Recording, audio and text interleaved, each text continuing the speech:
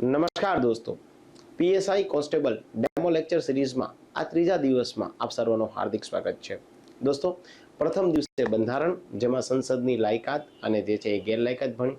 ગઈકાલે યાની કે બીજો દિવસ મેથ્સ રિઝનિંગમાં દોસ્તો જે છે એ સાદું વ્યાજ ચેપ્ટર આપણે ભણ્યું.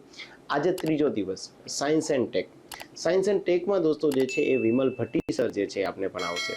વિમલ ભટ્ટી સર દોસ્તો આપણી એપ્લિકેશનમાં સાયન્સ એન્ડ ટેક લે છે અને વિમલ ભટ્ટી સરને લગભગ 8 વર્ષ કરતાં વધારેનો અનુભવ છે.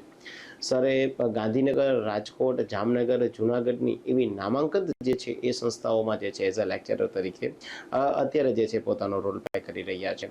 સર દ્વારા દોસ્તો જે છે એ સાયન્સ એન્ડ ટેક વિષય એવા ઉમેદવારો કે જેમને સાયન્સ એન્ડ ટેક વિષય બહુ અઘરો લાગે છે એમને એકદમ સરળ રીતે સમજાવી દે છે. સાથે સાથે આપણા એપ્લિકેશનમાં જે કોર્સ છે આ કોર્સમાં મહત્વની બાબતો યાની કે જે ઈસરો છે, ડીઆરડીઓ છે, સ્પેસ સાયન્સ છે, એનર્જી છે દોસ્તો, આઈસીટી છે, એન્વાયરમેન્ટ છે, આ તમામ મુદ્દાઓ જે છે એ વિમલ ભટ્ટી સર દ્વારા ભણાવવામાં આવશે.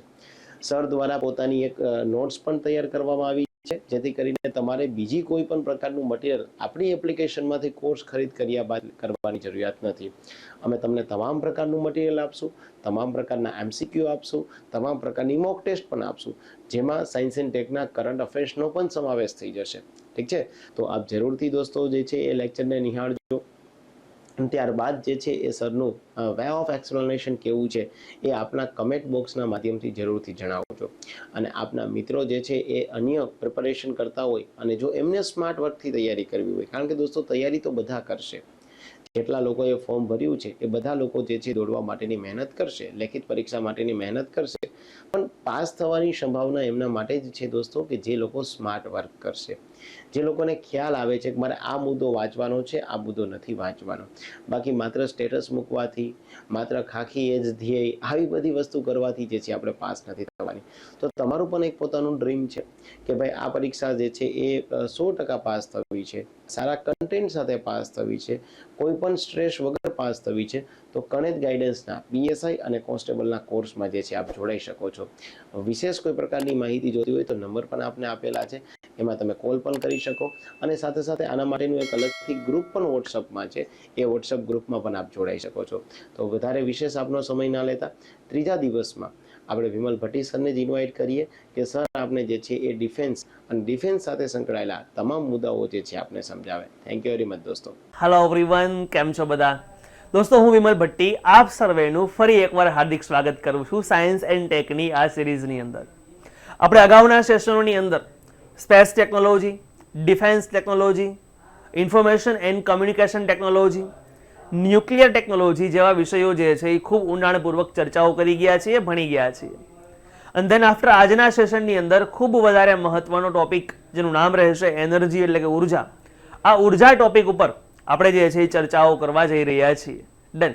દોસ્તો, ઉર્જા શું છે, કેવી રીતે છે, આપણા સાયન્સ એન્ડ ટેકની દ્રષ્ટિએ કેમ કામમાં આવે છે, એની ચર્ચા કરીશું આજના આ લેક્ચરની અંદર. ઘણી જગ્યાએ સાહેબ આપ જોતા હશો તો ઉર્જાની અંદર માત્ર બે જ મુદ્દાઓ જે છે એના પર ભારણ આપવામાં આવતું હોય છે કે પુનઃપ્રાપ્ય ઉર્જા અને અપ્રાપ્ય ઉર્જા. તો આપણે પણ સાહેબ એ જ કરશું, પણ થોડુંક એને આપણી જે સ્પર્ધાત્મક પરીક્ષા છે એને ધ્યાનમાં રાખીને આ મુદ્દાઓ પર ચર્ચા કરીશું આપણે. ડન છે સાહેબ. ઉર્જા એટલે કે એનર્જી, આપણે જ્યારે ઉર્જા શબ્દ સાંભળતા હોઈએ ને ત્યારે આપણા મગજની અંદર મોટા ભાગે વીજળી એટલે કે ઇલેક્ટ્રિકલ એનર્જી જે છે મગજમાં ઘૂમતી હોય છે. અને સાહેબ એનાથી હાલનું મનુષ્યનું જીવન જે છે એ ઘેરાયેલું છે. સ્વાભાવિક વાત છે કે ઉર્જાની અંદર આપણને એ જ વિચાર મગજમાં આવશે, એ જ ઘૂમશે. અને આપણું જીવન એટલું ઉર્જાથી ઘેરાઈ ગયું છે કે હાલના સમયમાં, હાલની પરિસ્થિતિમાં ઉર્જા વગર, ઇલેક્ટ્રિસિટી વગર જીવન જીવવું જે છે એ સામાન્ય માણસો માટે આમ જોવા જઈએ ને તો ક્યાંક ને ક્યાંક મુશ્કેલ સમાન છે. તમે જ વિચાર કરો, ઉર્જા ન હોય, ઇલેક્ટ્રિક એનર્જી ન હોય તો આપણા ફોનમાં ચાર્જિંગ નહીં હોય. પહેલો સૌથી ચિંતાનો વિષય જો કોઈને હાલ કોઈ હોય છે, સ્ક્રીન ટાઈમ માણસોના વધતા જઈ રહ્યા છે, તો ફોન નહીં ચાલે, ફેન નહીં હોય, ઘણા હાજે પંખા વગર નીંદર ન આવતી હોય. ક્લિયર છે સાહેબ? લાઇટ ન હોય તો તમે સાંજે સૂર્યાસ્ત બાદ કોઈ કાર્ય કરી નહીં શકો. તો આ પણ એક સમસ્યા સાહેબ, જેના તમે વડવાઓને એવું કહેતા સાંભળ્યા હશે કે અમારા સમયમાં તો અમે લોકો 7 વાગ્યામાં તો વાળું કરી લેતા, જમી લેતા, ઇન ધ સેન્સ કે સાંજનું જમી લેતા, અને 8 વાગ્યામાં તો સૂઈ જતા. સાહેબ લાઇટ નહોતી, સૂઈ જ જતા હોય, સ્વાભાવિક વાત છે. જ્યારે આપણે હાલના લોકો જે છે એ શું કરતા હોય છે, સાંજે 12-1 વગાડતા હોય છે, સ્ટડી કરતા હોય છે, કોઈ કામ કરતા હોય છે, વગેરે વગેરે. લાઇટ છે સાહેબ, તો સાહેબ લાઇટથી ઘણો બધી પ્રગતિ થઈ છે, ઇલેક્ટ્રિસિટીથી ઘણી બધી વધારે પ્રગતિ થઈ છે. તો આ ઉર્જા શું છે, ઉત્પન્ન કેવી રીતે થાય છે, કેટલા કેટલા પ્રકારથી ઉત્પન્ન થાય છે, આ બધાની આપણે સવિશેષ ચર્ચાઓ કરવાની શરૂઆત કરશું, આ સેશનની અંદર ભણવાની શરૂઆત કરશું. ક્લિયર છે સાહેબ? સૌથી પહેલા જ્યારે કોઈ વિદ્યાર્થી મેઇન્સ લખવા જાય છે, હવે દોસ્તો પહેલા માત્ર જીપીએસસી ની પરીક્ષાઓ જ મેઇન્સ પરીક્ષાઓ લેતી, જેમાં રિટર્ન તમારે લેખિત પરીક્ષા આપવાની હોય, પણ હવે સાહેબ પીએસઆઈ, સીસી આવી પરીક્ષાઓ જે છે એમાં પણ મેઇન્સ આવી ગઈ છે. સાહેબ તો મેઇન્સમાં તો કોઈ ક્વેશ્ચનનો આન્સર બધા વિદ્યાર્થીઓ સમાન લખવાના છે, થોડો ઘણો ફેરફાર હશે. સાહેબ તમે એવું શું લખો કે જેના કારણે આ મેઇન્સના પેપરમાં તમારો પ્રભાવ જે છે એ અન્ય વિદ્યાર્થીઓ કરતાં સારો પડે? તો થોડુંક આપણે કંઈક અલગ રીતે જે છે એ તમારું મેઇન્સ સામે આવે એવો પ્રયત્ન કરીશું સાહેબ. ક્લિયર છે સાહેબ? મારે વીજળી શબ્દની વાત કરવી છે તો મારે સૌથી પહેલા એ લખવું પડે કે વીજળી શબ્દ જે છે એ ખરેખર આપણા બંધારણની અંદર કોઈ જગ્યા પર આવે છે? તો કે જી હા સાહેબ આવે છે. અહીં એક બહુ મસ્ત વાત લખેલી છે, અહીં એક બહુ મસ્ત વાત લખેલી છે. વીજળી શબ્દ જે છે એ આપણા બંધારણની 7મી અનુસૂચિની અંદર લિસ્ટ નંબર 3 અને એન્ટ્રી નંબર 38માં વીજળી શબ્દનો ઉલ્લેખ કરવામાં આવેલો છે. હવે સાહેબ તમને આટલું બધું કદાચ બંધારણમાં, માફ કરશો, મેઇન્સમાં લખવામાં યાદ ન રહે, તમે આટલું લખી નાખો તો પણ ચાલશે. પ્રથમ લાઈનની અંદર કે વીજળી શબ્દ જે છે એનો આપણા બંધારણની અંદર 7મી અનુસૂચિમાં ઉલ્લેખ કરવામાં આવેલો છે. લિસ્ટ નંબર 3 એન્ટ્રી નંબર 38 આ કઈ લખવાની જરૂરિયાત છે નહીં. આ પહેલી લાઈન જે છે પ્રભાવશાળી લાઈન રહેશે તમારી. ક્લિયર? બીજું સાહેબ, આ જે ઉર્જા છે, ઉર્જા એ ઉત્પન્ન કરીએ છીએ તો આ એક જવાબદારી કોની હોય? તો આપણે જનરલી કહેતા હોય કે ભાઈ સેન્ટ્રલ ગવર્મેન્ટની જવાબદારી છે, અથવા તો હું ગુજરાતમાં રહું છું તો ભાઈ આ ગુજરાત ગવર્મેન્ટની, સ્ટેટ ગવર્મેન્ટની જવાબદારી છે. પણ ના દોસ્તો, એવું ના હોય. ઉર્જા ઉત્પન્ન કરવાની જે જવાબદારી છે ને એ કેન્દ્ર પ્લસ રાજ્ય બંને સરકારની હોય છે. બંને સરકારની આ જવાબદારી હોય છે. તમે ઘણી વખત સાંભળ્યું હશે કોઈ યોજના, જ્યારે આપણે ઘણી યોજનાઓનો પણ સમાવેશ કરેલો છે આની અંદર. તમે સાંભળ્યું હશે કે કોઈ યોજના જ્યારે લોન્ચ કરવામાં આવે ને તો યોજનાની અંદર અમુક ટકા હિસ્સો જે છે ને એ કેન્દ્ર સરકાર આપતી હોય છે અને અમુક ટકા હિસ્સો જે છે એ સ્ટેટ ગવર્મેન્ટ આપતી હોય છે. તો આપણને તમને આઈડિયા આવશે, ખ્યાલ આવશે કે ભાઈ ઉર્જા ઉત્પન્ન કરવાની જવાબદારી, વહેંચણી કરવાની જવાબદારી, રૂપિયા આપવાની જવાબદારી, રૂપિયા લેવાની જવાબદારી, આ બધું જે છે એ કેન્દ્ર પ્લસ રાજ્યનું સંયુક્તપણે જે છે એ ચાલતું હોય છે. ક્લિયર દોસ્તો? આગળ થોડાક વધીએ છીએ, આજ મુદ્દા થોડાક આપણે આગળ વધીએ છીએ. ક્લિયર સાહેબ? મારે તમને ઉર્જા ભણાવી છે, આગળ ઘણા બધા મંત્રાલયો આવવાના છે કે ભાઈ કોલસા મંત્રાલય છે, ministry of new and renewable energy છે. તો આવી જે વિવિધ મંત્રાલયો આવશે એ મંત્રાલયો વિશે આપણે એક આછી માહિતી મેળવતા જઈએ, જેથી કરીને આગળ જે મંત્રાલયો આવે તો એ મંત્રાલયોનો મુખ્ય ઉદ્દેશ્ય શું છે ને શા માટે એ જ જગ્યા પર આવ્યો એના વિશે તમને બેઝિક ખ્યાલ આવી જશે. કેવા કેવા મંત્રાલયો જોશું આપણે? તો સાહેબ મિનિસ્ટ્રી ઓફ પાવર જોશું સૌથી પહેલાની અંદર. તેન આફ્ટર જોશું કોયલા મંત્રાલય, એટલે કે મિનિસ્ટ્રી ઓફ કોલ, આપણે સાથે ગુજરાતીમાં બોલીએ તો કોલસા મંત્રાલય. તેન after ministry of new and renewable energy, પુનઃ પ્રાપ્ય ઉર્જા સ્ત્રોત જેને આપણે બોલતા હોઈએ છીએ. ક્લિયર સાહેબ? સૌથી પહેલું મિનિસ્ટ્રી ઓફ પાવરની વાત કરીએ છીએ. મિનિસ્ટ્રી ઓફ પાવર શું છે? ડન. સમજો દોસ્તો મિનિસ્ટ્રી ઓફ પાવર જે છે એની સ્થાપના 1992 ની અંદર થયેલી હતી. ડન. મિનિસ્ટ્રી ઓફ પાવર જ્યારે સ્થપાણું ને એની પહેલા આ મિનિસ્ટ્રી ઓફ પાવર જે છે એ ઉર્જા સ્ત્રોત મંત્રાલયના નામથી જે છે એ ફેમસ હતું, ઓળખાતું હતું સાહેબ. પરંતુ આગળ જતા સાહેબ મુખ્ય કોઈ એક સોર્સને, એક મંત્રાલયને ધ્યાનમાં રાખી નીચે વેરિયસ ફોર્મની અંદર કામ ન થઈ શકે એટલા માટે આ મંત્રાલયનું વિભાજન કરી અને અલગ અલગ 3 મંત્રાલયો જે છે બનાવવામાં આવેલા હતા સાહેબ. ડન. અહીંયા સાહેબ ઉર્જા મંત્રાલયનું મુખ્ય રૂપે દેશની અંદર કામ જે છે ને એ વિદ્યુત ઉર્જાના વિકાસ માટેનું હતું સાહેબ. એક માત્ર ને માત્ર કોના પર કામ કરશે? તો વિદ્યુત ઉર્જા જે છે ઉત્પન્ન કરવા ઉપર કામ કરશે. ડન. આગળ વધીએ છીએ દોસ્તો. એ માટે આગળ વધીએ છીએ. એનું કાર્ય મુખ્ય ભાગમાં છે પેલું વિદ્યુત ઉર્જા ઉત્પન્ન કરવી, માળખાકીય સુવિધાઓ વધારવી, એટલે કે સાહેબ પવન ઉર્જા માટે તો પવનચક્કી બનાવી, હાઇડ્રો પાવર પ્લાન્ટ માટે તો ટર્બાઇન મૂકવાની છે, સોલાર એનર્જી માટે સોલાર પ્લેટ મૂકવી. ક્લિયર છે? પછી સાહેબ થર્મલ પાવર સ્ટેશન, તો સાહેબ કોલસાની જરૂરિયાત કેટલી છે, કોલસાનું આયાત કરવું, કોલસો જે છે મંગાવો. તો સાહેબ આ જે માળખાકીય સુવિધાઓ જે છે થર્મલ પાવર સ્ટેશનની સ્થાપના કરવી, ધીસ ઇઝ કોલ્ડ માળખાકીય સુવિધાઓ. એ ઉત્પાદન કરવું, મતલબ કે એ જે છે મેન્ટેન કરવું, એ જવાબદારી પણ મિનિસ્ટ્રી ઓફ પાવરની હોય છે. નીતિઓ બનાવીએ છે, કેવી રીતે કામ કરશું આપણે, કઈ ઉર્જા કોને વહેંચશું, વિદ્યુત પરિયોજના પર દેખરેખ રાખવી છે, જેટલી પણ પરિયોજનાઓ ચાલી રહી છે જેમાંથી વિદ્યુત ઉર્જા ઉત્પન્ન થાય છે એના પર દેખરેખ રાખવાનું કામ પણ જે છે એ મિનિસ્ટ્રી ઓફ પાવર કરશે. પ્રશિક્ષણ, થર્મલ અને જળ વિદ્યુત ઉત્પાદન કરવા, ટ્રાન્સમિશન અને વિતરણ સંબંધિત કાયદાઓ બનાવવા. તમને કદાચ ખ્યાલ હશે ડિસ્ટ્રીબ્યુશન સંબંધિત કાયદાઓ કે સરદાર સરોવર ડેમની અંદર જે ઉર્જા ઉત્પન્ન કરવામાં આવે છે સાહેબ છે એ ગુજરાતની અંદર, પરંતુ એમાંથી ઉત્પન્ન કરવામાં આવતી ઉર્જા સંપૂર્ણપણે ગુજરાત સરકાર નથી વાપરી શકતું, કારણ કે સેન્ટ્રલ ગવર્મેન્ટનો મુદ્દો અહીં લાગુ પડે છે. આપણે આગળ જોઈ ગયા કે ઉર્જા ઉત્પન્ન કરવાની જવાબદારી કેન્દ્ર પ્લસ રાજ્યની હોય છે અને વહેંચણી પણ કેન્દ્ર પ્લસ રાજ્યની વચ્ચે જ થાય છે. તો આપણે સાહેબ આ જ ઉર્જા મહારાષ્ટ્રને પણ આપીએ છીએ, મધ્યપ્રદેશને પણ આપીએ છીએ. સમજ્યા તમે? તો કંઈક આ પ્રકારના દોસ્તો મુદ્દાઓ છે. તેન આફ્ટર મિનિસ્ટ્રી ઓફ પાવર જે છે, મેં હમણાં જ વાત કરી છે કે એક પાવર એક મંત્રાલય નીચે પ્રોપર રીતે કામ ન થઈ શકે એટલા માટે આનું વિભાજન કરવામાં આવે. તો કુલ 3 ભાગમાં વિભાજન કરવામાં આવે છે. પહેલું છે ઉર્જા મંત્રાલય, બીજું છે કોલસા મંત્રાલય અને ત્રીજું છે નવીન તથા નવીનીકરણીય ઉર્જા મંત્રાલય, એટલે ministry of new and renewable energy. Clear છે? ચલો ક્રમશઃ 1 by 1 જે છે આપણે જોવાની શરૂઆત કરીએ. સૌથી પહેલું આવે છે કોલસા મંત્રાલય, કોલ મિનિસ્ટ્રી જેને આપણે બોલીએ છીએ. ભારત દેશ દોસ્તો યાદ રાખજો સૌથી વધુ ઉર્જા જે છે એટલે કે 58.8% ઉર્જા, 58.8% ઉર્જા ભારત દેશ જે છે એ કોલસામાંથી મેળવે છે.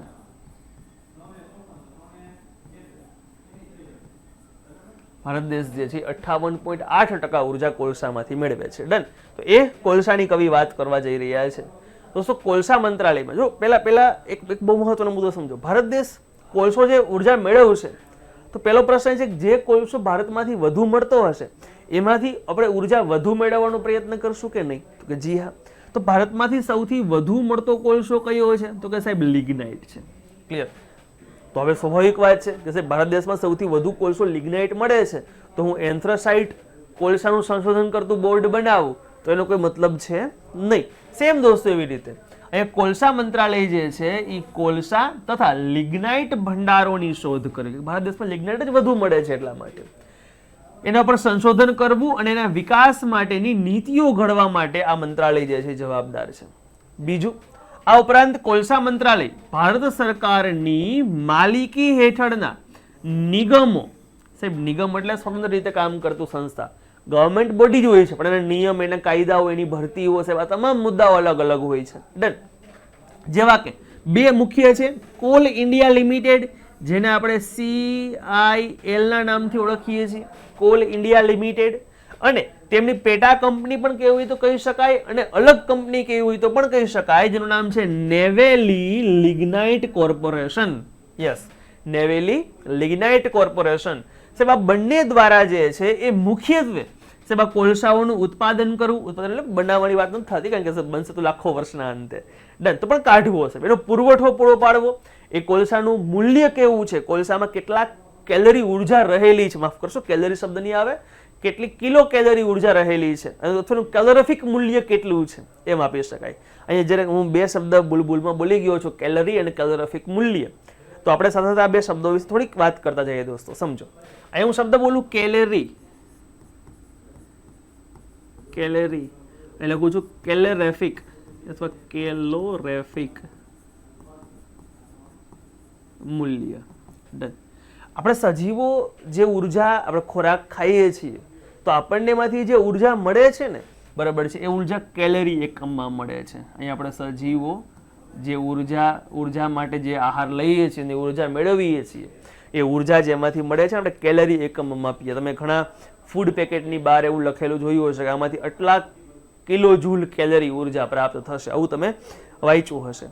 જ્યારે કોઈ ઈંધણ છે, કોઈ ફ્યુલ છે, એ ફ્યુલના દહન બાદ જે ઉર્જા ઉત્પન્ન થાય છે એને કેલરી એકમમાં નહીં પરંતુ કેલોરિફિક મૂલ્ય એકમમાં માપવામાં આવે છે. આ યાદ રાખજો દોસ્તો, કેલોરિફિક મૂલ્ય જે છે ને એ જેમ વધારે એમ તમારું ફ્યુલ જે છે એ સારું. ક્લિયર છે? ચાલો દોસ્તો આગળ વધીએ છીએ આનાથી. નવીન તથા નવીનીકરણીય મંત્રાલય દોસ્તો. હવે સાહેબ અહીંયા પુનઃ પ્રાપ્ય ઉર્જા સ્ત્રોતોની વાત કરવાની છે. ભારત દેશ ધીમે ધીમે પુનઃ પ્રાપ્ય ઉર્જા સ્ત્રોતો તરફ જે છે વિશેષ પ્રમાણમાં આગળ વધી રહ્યું છે. ક્લિયર. નવીન તથા નવીનીકરણીય ઉર્જાથી સંબંધિત બધી બાબતો જે છે માટે ભારત સરકારનું એક નોડલ મંત્રાલય જેને કહી શકાય કે જે new and renewable energy source છે. તેનો સામાન્ય ઉદ્દેશ દેશની ઉર્જાની જરૂરિયાતોને પૂરી પાડવાનો, તેનો વિકાસ કરવાનો, ક્લિયર છે, અને એનું જે છે એ ડિસ્ટ્રીબ્યુશન કરવાનો છે. વર્ષ 1970ની અંદર જ્યારે આપ જાણો છો સાહેબ કે ભાઈ અચાનક ભારત દેશમાં તેલની કિંમત જે છે એનું દોસ્તો એક્સપોર્ટ માફ કરશો ઇમ્પોર્ટ જે છે ઘટી ગયું. ભારત દેશમાં તેલ આપ જાણો છો પ્રમાણમાં ઓછું ઉત્પન્ન થાય છે, તો આપણે ભારતીય તેલ ઇમ્પોર્ટ કરીએ છીએ, મંગાવીએ છીએ, ક્લિયર છે. તો એનું જે આયાત હોય સાહેબ એ ઘટી ગઈ. જો ઘટી જશે, ક્લિયર છે, તો ભાવ વધશે, અને અચાનક ભાવ વધતા આપણે મુશ્કેલીનો સામનો કરવો પડ્યો હતો. અહીંયા આ મુશ્કેલીનો સામનો ફરીવાર ન કરવો પડે આપણે સાહેબ, એટલા માટે ભારત દેશે જે છે એ new and renewable energy source ઉપર જે છે એ આગળ વધવાનું કામ કર્યું કે ભાઈ આપણે ભારત દેશમાં સોલાર પ્લેટ બનાવવા માંડો, ફટાફટ ભારત દેશની અંદર વિન્ડ પાવર પ્લાન્ટ સ્થાપવા માંડો, હાઇડ્રો પાવર પ્લાન્ટ સ્થાપવા માંડો. ટૂંકમાં એવી ઉર્જા જેને આપણે ગુજરાતીમાં પુનઃ પ્રાપ્ય ઉર્જા બોલી શકીએ છીએ, રિન્યુએબલ એનર્જી સોર્સ કહી શકીએ છીએ. તો એના ઉપર આગળ વધવાનું કામ જે છે આપણે આ કટોકટી આ સમસ્યા સર્જાણી ધેન આફ્ટર શરૂ કર્યું છે, ક્લિયર છે. ચલો, તો ભારત દેશ જે છે એને સાહેબ 1981ની અંદર commission of additional source of energy ની સ્થાપના કરેલી હતી સાહેબ, ક્લિયર. 17.2 છે ભૂલમાં લખાઈ ગયેલું છે, ક્લિયર. ચલો દોસ્તો આગળ વધીએ છીએ. then after ભારત દેશ જે છે 1982માં 1982ની અંદર સાહેબ department of non conversable energy source ની સ્થાપના કરવામાં આવે છે. Department of non conversable energy source ની સ્થાપના કરે છે, જે વર્ષ 1992ની અંદર જે છે એ મંત્રાલયના સ્વરૂપમાં ફેરવાય છે, અને એ જ વસ્તુને 2006ની અંદર એનું નામનું પુનર્ગઠન કરી અને કરવામાં આવે છે પુનઃ પ્રાપ્ય ઉર્જા સ્ત્રોત. Ministry of new and renewable energy source કરવામાં આવે છે, ક્લિયર છે. આ ત્રણ મંત્રાલય દોસ્તો આપણે જોયા. હવે આ પિક્ચરનો જે હીરો છે એ હીરો તરફ આપણે આગળ વધવા જઈ રહ્યા છીએ, ક્લિયર છે, એટલે કે ઉર્જાના પ્રકાર તરફ. દોસ્તો ઉર્જાના પ્રકાર બે રીતે પાડવામાં આવેલા છે. ઉર્જાના બે રીતે પ્રકાર પાડવામાં આવેલા છે. પહેલું ટેકનોલોજીના આધારે પ્રકાર છે, જેની અંદર પહેલું આવશે પરંપરાગત ઉર્જા સ્ત્રોત અને બીજું આવશે બિન પરંપરાગત ઉર્જા સ્ત્રોત. મિત્રો પરંપરાગત ઉર્જા સ્ત્રોત એટલે શું? તો કે એવી ઉર્જા કે છે પહેલેથી ચાલી આવે છે, માણસો પહેલેથી વાપરતા આવે છે, એને બોલે પરંપરાગત ઉર્જા સ્ત્રોત. આપણે આગળ ડિટેલમાં જોવાના જ છીએ.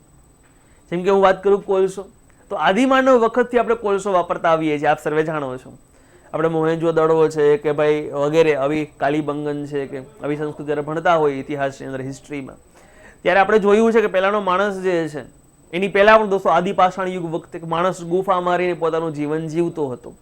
ડન. પોતાના જીવન નિર્વાહ કરવા માટે એ પશુ પ્રાણીઓનો શિકાર કરતો અને ગુફામાં લાવી અથવા ત્યાં એને ખાતો હતો. અને સાહેબ આવી ગુફાઓ જ્યારે આપણે શોધખોળ કરી પુરાતત્વ વિભાગ દ્વારા કાર્બન ડેટિંગ પદ્ધતિ દ્વારા એની માહિતી મેળવવામાં આવી, કેટલું જૂનું છે મિત્રો યાદ રાખજો. કાર્બન ડેટિંગ પદ્ધતિ દ્વારા 50,000 વર્ષ જૂની વસ્તુઓ વિશે જ માહિતી પ્રાપ્ત કરી શકાય છે. એથી આગળની માહિતી પ્રાપ્ત કરી શકાતી નથી. 500 થી 50,000 વર્ષની જ માહિતી પ્રાપ્ત કરી શકાય છે. તો માહિતી મળી તો ખ્યાલ એવો છે કે આ જ ગુફાઓની અંદર ઉપર જે છે એ કાળી મેષ રાખ જામેલી હતી. તો એનો અર્થ એવો છે કે ત્યાં છે અમુક રાખના નમૂના પણ જેને ફ્લાય એશ બોલીએ છીએ એના પણ નમૂના મળી આવ્યા. તો એવું સાબિત થયું કે આ લોકો જે છે એ અગ્નિનો પ્રયોગ જાણતા હતા, ખોરાકને પકાવીને ખાતા હતા અથવા તો ઠંડીની અંદર ઠંડીથી રક્ષણ મેળવવા માટે એ અગ્નિનો પ્રયોગ કરતા હશે. તો આવું પણ એના પરથી સાબિત થયું છે. તો કોલસાને સૌથી જૂનો ઉર્જાનો આપણે સ્ત્રોત એટલા માટે માનીએ છીએ. ડન. પરંપરાગત એટલે કે પહેલેથી જે ચાલ્યો આવે છે તેવો. જ્યારે બીજું છે બિન પરંપરાગત ઉર્જા સ્ત્રોત કે જે પહેલેથી આવેલો આવતો ના હોય, એની શોધ જે આપણને છેલ્લા 200, 300, 400 વર્ષથી જ ઉપયોગમાં આવતું હોય, તો એવા ઉર્જા સ્ત્રોતને બોલીશું બિન પરંપરાગત ઉર્જા સ્ત્રોત. તમને એવું કે હિસ્ટ્રીમાં ભણવામાં આવ્યું ખરું કે મોહેંજો-દાડોમાંથી સાહેબ પવનચક્કીના પાખિયા મળી આવ્યા? ના સાહેબ. કાળીબંગનમાંથી સાહેબ સોલાર પ્લેટના ટુકડાઓ મળી આવ્યા? તો કે નહીં સાહેબ, એવું નથી આવતું અમારે. ડન. તો જે છેલ્લા 200, 300 વર્ષથી જ માર્કેટમાં આવેલું હોય, લેટેસ્ટ ટેકનોલોજી જેને આપણે બોલીએ છીએ, ક્લિયર છે, એને બોલીએ છીએ બિન પરંપરાગત ઉર્જા સ્ત્રોત. આ પ્રકાર થઈ ગયો ટેકનોલોજીના આધારે. બીજો પ્રકાર દોસ્તો આવશે ઉપયોગના આધારે. જેને આપણે કહીએ છીએ પુનઃ પ્રાપ્ય ઉર્જા સ્ત્રોત, એટલે કે એકવાર ઉપયોગ કરો અને ટૂંક સમયમાં ફરી પાછો એનો ઉપયોગ જે છે પોસિબલ બને, ફરી પાછો ઉપયોગ માટે આવે, એને બોલાય પુનઃ પ્રાપ્ય ઉર્જા સ્ત્રોત. પવન ઉર્જા, અત્યારે પવન ચક્કીનું બાકીયું ફેરવી નાખીશ તો પવનમાંથી મેં ઉર્જા મેળવી લીધી, સાહેબ શું હવે પાછો મને નહીં મળે? એ મેળવવા માટે મારે હજારો વર્ષ લાગશે? નહીં સાહેબ, અડધી કલાક પછી પવન પાછો આવશે. હું તો કોઈ ત્યારે ત્યારે પવન બીજો પાછો આવશે. ઇટ ઇઝ કોલ્ડ પુનઃ પ્રાપ્ય. આજે સૂર્યપ્રકાશમાંથી ઉર્જા મેળવી લઈશ તો પાછી મને નહીં મળે? નહીં સાહેબ, એ કન્ટિન્યુ રહેશે. દિવસ પાછો કાલ ઉગશે અને કાલ પાછી ઉર્જા મળશે. ધીસ ઇઝ કોલ્ડ પુનઃ પ્રાપ્ય ઉર્જા સ્ત્રોત. ક્લિયર છે? જ્યારે બીજો મુદ્દો છે પુનઃ અપ્રાપ્ય ઉર્જા સ્ત્રોત. તમે જાણો છો સાહેબ, એકવાર ઉપયોગ કરી લીધા બાદ ફરી પાછો એનો ઉર્જા મેળવવા માટે ઉપયોગ ન કરી શકાય એવા સ્ત્રોતને બોલીએ છીએ પુનઃ અપ્રાપ્ય ઉર્જા સ્ત્રોત. અને એ ઉર્જા સ્ત્રોત બનવામાં પાછા હજારો કે લાખો વર્ષ જેવો સમય વ્યતીત થઈ જાય એવા ઉર્જા સ્ત્રોતને બોલવામાં આવે છે પુનઃ અપ્રાપ્ય ઉર્જા સ્ત્રોત. કોલસો છે, પેટ્રોલિયમ પદાર્થો છે, ન્યુક્લિયર છે, યુરેનિયમ, જેનો આપણે ઉપયોગ કરશું સાહેબ, કરી ગયા છીએ અગાઉના લેક્ચરોની અંદર, એ છે. તો વગેરેને બોલીએ છીએ પુનઃ અપ્રાપ્ય ઉર્જા સ્ત્રોત, કે જે ફરી પાછું તમને લાખો વર્ષો બાદ પ્રાપ્ત થશે. સૌથી પહેલું આપણે જોઈએ છીએ ટેકનોલોજીના આધારે એના પ્રકાર જોઈએ છીએ સાહેબ, બરાબર છે. એમાં જે પહેલું આવે છે પરંપરાગત ઉર્જા સ્ત્રોત. આપણે ડિસ્ક્રિપ્શનમાં આગળ જે વાર્તાઓ કરી ગયા છીએ, જે ચર્ચા કરી છે, એ જ અહીંયા ક્યાંક ને ક્યાંક લખેલી છે એક્ઝામ્પલ સાથે. જે ઉર્જા સ્ત્રોતનો ઉપયોગ માનવી આદિકાળથી કરતો આવ્યો છે અને હાલ પણ કરી રહ્યો છે તેને પરંપરાગત ઉર્જા સ્ત્રોત કહેવામાં આવે છે, જેમાં કોલસો છે, લાકડું છે, ગોબર ગેસ છે, પેટ્રોલિયમ ગેસ છે, બાયોમાસ છે વગેરેનો ઉપયોગ થાય. તમે કહો સાહેબ પેટ્રોલિયમ ગેસ કેમ આવે છે? પેટ્રોલ તો પુનઃ અપ્રાપ્યમાં ન આવે અથવા બિન પરંપરાગતમાં ન આવે? જી સાહેબ, એવું નથી. જ્યારે કોઈ સજીવનું પૃથ્વીના પોપડાની નીચે દાટવામાં આવે છે ત્યારે એનું રૂપાંતરણ નીચેથી ભૂતાપીય ઉષ્મા લાગશે, જીઓથર્મલ એનર્જી લાગશે, અને એનું રૂપાંતરણ બે વસ્તુમાં થાય છે. એક થાય છે કુદરતી તેલ, જેને આપણે ખનિજ તેલ બોલીએ છીએ, અને એક રૂપાંતરણ થાય છે ખનિજ કોલસાની અંદર. ખનિજ તેલ અથવા તો ખનિજ કોલસો અહીંયા તમને પ્રાપ્ત થાય છે. સાહેબ, આ બંનેનું રૂપાંતરણ થતી વખતે તેમાંથી તમને એક વિશેષ પ્રકારનો વાયુ મળી આવે છે, જેનું નામ છે મિથેન. આ જે મિથેન વાયુ છે એ પૃથ્વીની અંદરથી બહાર નીકળે છે અને ત્યાં કોઈ આકસ્મિક ઘર્ષણ ઉત્પન્ન થવાના કારણે આગ લાગેલી, જેના કારણે સાહેબ તમે ઘણી જગ્યાઓ પર ઘણા દેશોની અંદર જમીનમાંથી નીકળતી પવિત્ર અગ્નિઓ વિશે સાંભળ્યું હશે. તો એ પણ દોસ્તો આદિકાળથી જોવા મળે છે આપણને. ભૂકંપ જેવી ઘટના ઘટે અને જમીનમાં તિરાડ પડે, આ તિરાડ પડવાના કારણે ત્યાં નીચે જે પેટ્રોલિયમ પદાર્થ બન્યો છે તો એમાં જે ઉત્પન્ન થયેલો જે ગેસ છે, આ ગેસ આ તિરાડમાંથી બહાર નીકળે છે અને ત્યાં કોઈ ઘટના ઘટવાના કારણે તેમાં આગ લાગે છે અને ત્યાં તમને પવિત્ર અગ્નિ સાહેબ વર્ષોથી જોવા મળે છે. ઘણા દેશોની અંદર આ અગ્નિ છેલ્લા કેટલા બધા હજારો વર્ષોથી સાહેબ ત્યાં સળગી રહી છે. This is called petroleum gases. દોસ્તો એટલા માટે યાદ રાખજો, કાલ સવારે તમને પ્રશ્ન પરીક્ષામાં પૂછાય કે પેટ્રોલિયમ ગેસીસ જે છે હવે સાહેબ નીચે પૈકી કયા પુનઃ પ્રાપ્ય ઉર્જા સ્ત્રોતો છે, અને એમાં પેટ્રોલિયમ ગેસ લખ્યું હોય તો આપણે ટીક કરી આવીએ કે નહીં સાહેબ. શું કામ? એને પેટ્રોલિયમ ગેસ તો હમણાં આવ્યું છે? ના સાહેબ, યાદ રાખજો, પેટ્રોલિયમ ગેસ જે છે એમાં આવશે પરંપરાગત ઉર્જા સ્ત્રોતમાં આવશે. સાહેબ, આ ઉર્જા સ્ત્રોતનો ઉપયોગ માટે અદ્યતન ટેકનોલોજીની આવશ્યકતા નથી. તમારે કોલસો બાળવો હોય તો ખાસ મશીન બનાવવું પડશે કે નહીં સાહેબ? કોલસા માટે તમારે ખાસ મશીન બનાવવું પડે? ના સાહેબ, કોલસો મૂકો, દિવાસળી અડાડો, સળગી જશે. કોઈ અદ્યતન રિક્વાયરમેન્ટ છે નહીં. ક્લિયર? આગળ વધીએ છીએ. બીજું આવે છે બિન પરંપરાગત ઉર્જા સ્ત્રોત. ક્લિયર છે સાહેબ? એ પહેલા જેવું થોડીક અલગ વ્યાખ્યા. જે ઉર્જા સ્ત્રોતોનો ઉપયોગ માનવી છેલ્લા થોડા વર્ષોથી જ કરી રહ્યો છે અને તેના ઉપયોગ માટે અદ્યતન ટેકનોલોજીની આવશ્યકતા છે. શું સમજાય છે? ટેકનોલોજી બહુ સારી જોશે, તેને જ આપણે બિન પરંપરાગત ઉર્જા સ્ત્રોત, જેમ કે સોલાર ઉર્જા, સૌર ઉર્જા. સોલાર પ્લેટ બનાવવી પડે છે, એ ઘરે ના બને, બાકી તમારા મારા જેવા ના બનાવી લે. સમજો છો તમે? સાહેબ, પરમાણુ ઉર્જા, ન્યુક્લિયર પાવર પ્લાન્ટની સ્થાપના કરવી પડે, બહુ હાઈટેક હોય, બહુ ખર્ચાળ હોય. ડન. ભરતી ઉર્જા, ટર્બાઇન મૂકવા પડે અંદર. ભૂ ઉષ્મીય ઉર્જા, જેને આપણે જીઓથર્મલ એનર્જી બોલીએ છીએ, જમીનમાં પહાડોમાંથી છેદ કરવાનું અને મેગ્મા પાસે જવાનું, પાણી નાખવાનું, ગરમ કરીને બહાર કાઢવાનું, આ બધું આપણે આગળ ભણવાના છીએ. ચિત્ર સાથે, એનિમેશન સાથે ભણશું. ધીસ ઇઝ કોલ્ડ પુનઃ પ્રાપ્ય ઉર્જા સ્ત્રોતો. બરાબર, જે ફરી પાછા ઉપયોગ થશે, પણ કહેવાય શું, એને આપણે ભણીએ છીએ ટેકનોલોજીના આધારે, એટલે બિન પરંપરાગત ઉર્જા સ્ત્રોત બોલીશું. આશા રાખું દોસ્તો આપણે સમજાતું હશે. ક્લિયર છે? ચલો નેક્સ્ટ દોસ્તો, ઉપયોગના આધારે પુનઃ પ્રાપ્ય ઉર્જા સ્ત્રોત. જે ઉર્જા સ્ત્રોતોનો ઉપયોગ કર્યા બાદ નજીકના ભવિષ્યમાં તે ઉર્જા સ્ત્રોતનો ફરી પાછો ઉપયોગ કરી શકાય અથવા ઉપયોગમાં લઈ શકાય તેને બોલીએ છીએ પુનઃપ્રાપ્ય ઉર્જા સ્ત્રોત, જેમ કે સૌર ઉર્જા, પવન ઉર્જા, બળતી ઉર્જા, જળ ઉર્જા, ભૂ ઉષ્મીય ઉર્જા વગેરે. બીજો આવશે પુનઃ અપ્રાપ્ય ઉર્જા સ્ત્રોત. બાજુમાં અમુક ચિત્ર પણ મૂક્યા છે અહીંયા. કોલસો છે, નેચરલ ગેસ છે, ન્યુક્લિયર પાવર પ્લાન્ટ છે અને ઓઇલ છે. પુનઃ અપ્રાપ્ય જે ઉર્જા સ્ત્રોતનો ઉપયોગ એકવાર કર્યા બાદ નજીકના ભવિષ્યમાં તે ઉપયોગનો સ્ત્રોત ફરીથી તે વસ્તુ ઉપયોગમાં ફરીથી ન લઈ શકાય, બરાબર છે, તેવા ઉર્જા સ્ત્રોતને આપણે બોલશું સાહેબ પુનઃ અપ્રાપ્ય ઉર્જા સ્ત્રોત. તેમાં સાહેબ ખનિજ કોલસો આવશે, ખનિજ તેલ આવશે, કુદરતી વાયુઓ આવશે, પરમાણુ ઉર્જા વગેરેનો સમાવેશ થાય છે. ક્લિયર દોસ્તો? આ ઉર્જા સ્ત્રોત જોઈ ગયા. ત્યારબાદ આપણે 1 by 1 જે છે ભણવાની શરૂઆત કરવા જઈએ. સૌથી પહેલું આપણે ઉર્જા સ્ત્રોત જોવા જઈ રહ્યા છીએ. પુનઃ અપ્રાપ્ય ઉર્જા સ્ત્રોતો વિશે આપણે થોડીક ધીમે ધીમે ચર્ચાઓ કરવાની શરૂઆત કરીએ. જેમ કે સાહેબ આ બધા જે અહીંયા આપણે પેટ્રોલિયમ ગેસ છે, કોલસો છે, વિન્ડ પાવર છે, આ ઓફશોર વિન્ડ પાવરનું ચિત્ર દોસ્તો અહીંયા છે. ડન. ન્યુક્લિયર પાવર પ્લાન્ટ છે, થર્મલ પાવર પ્લાન્ટ છે, આ પેટ્રોલનું વચ્ચે આપણે મૂક્યું તમને ખ્યાલ આવે એટલા માટે. તો ધીસ ઇઝ કોલ્ડ પુનઃ અપ્રાપ્ય ઉર્જા સ્ત્રોત. સાહેબ પુનઃ અપ્રાપ્ય ઉર્જા સ્ત્રોતની મારે જ્યારે વાત કરવી હોય ત્યારે સૌથી પહેલું મને યાદ આવે કોલસો, કારણ કે સૌથી જૂનો છે, સૌથી પહેલો છે. તો સૌથી પહેલો મુદ્દો આપણે અહીંયા જોવા જઈ રહ્યા છીએ જેનું નામ છે ખનિજ કોલસો છે, બરાબર છે. મિનરલ્સ પાછળ તમને બહુ જૂની એક ટ્રેન કોલસો લઈ અને જતી હોય, બહુ તમે જોવો હશે કે આ પ્રકારનો કોલસો આપણને મળી આવતો હોય છે. તો એ બતાવવામાં આવે છે, દેખાડવામાં આવેલી છે. ક્લિયર છે સાહેબ? કોલસો જે છે વિશ્વનું સૌથી જૂનો સ્ત્રોત માનવામાં આવે છે કોલસાને. ક્લિયર છે? મેં તમને હમણાં જ અગાઉ કીધું ને કે ભારતમાં જે છે એ કોલસામાંથી ઉત્પન્ન કરવામાં આવતી ઉર્જાનું પ્રમાણ જે છે એ 58.8% છે. એટલે કે સૌથી વધુ, યાદ રાખજો, ભારત દેશ જે છે એ સૌથી વધુ ઉર્જા જે છે એ આમાંથી પ્રાપ્ત કરે છે. ધેન આફ્ટર ભારતમાં કોલસાના ભંડારના ખનનની જવાબદારી આપણે આગળ જઈ ગયા. ક્લિયર છે? કોલસા મંત્રાલય, કોલ મિનિસ્ટ્રી, કોયલા મંત્રાલયની આ જવાબદારી હોય છે. ધેન આફ્ટર દોસ્તો કોલસામાં જ વાત કરીએ છીએ આપણે. ખનિજ કોલસાનો ઉપયોગ નાના અને મોટા પાયાના ઉદ્યોગોમાં બળતણ તરીકે થાય છે. કદાચ તમે જોયું હોય સાહેબ તો કે ઘણા કારખાનાઓની અંદર ભઠ્ઠીઓની રિક્વાયરમેન્ટ હોય છે ગરમી માટે, હીટ માટે. તો આ ભઠ્ઠીઓની અંદર કોલસાનો ઉપયોગ કરે છે. ઘણી હોટેલ્સ તમે જોઈ હશે કે જ્યાં ચૂલાઓ છે એ કોલસા ઉપર ચાલતા હોય છે. ડન છે?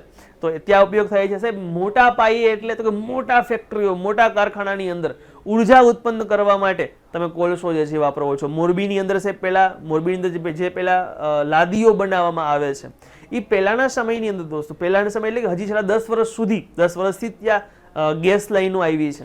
10 વર્ષ પહેલા સુધી જે છે એ કોલસાની ભઠ્ઠીઓ હતી. કોલસાનો પાવડર કરવામાં આવે, એ ભઠ્ઠીમાં નાખવામાં આવે, સળગાવવામાં આવે ને એમાંથી જે ઉર્જા ઉત્પન્ન થાય, હીટ જનરેટ થાય, એના દ્વારા જે છે એ માટીઓ જે છે મતલબ કે પેલી લાદીઓ છે પકાવવામાં આવતી હતી. ક્લિયર છે? તો આવા મોટા પાયાના એકમોમાં પણ ઉપયોગ થઈ રહ્યો છે.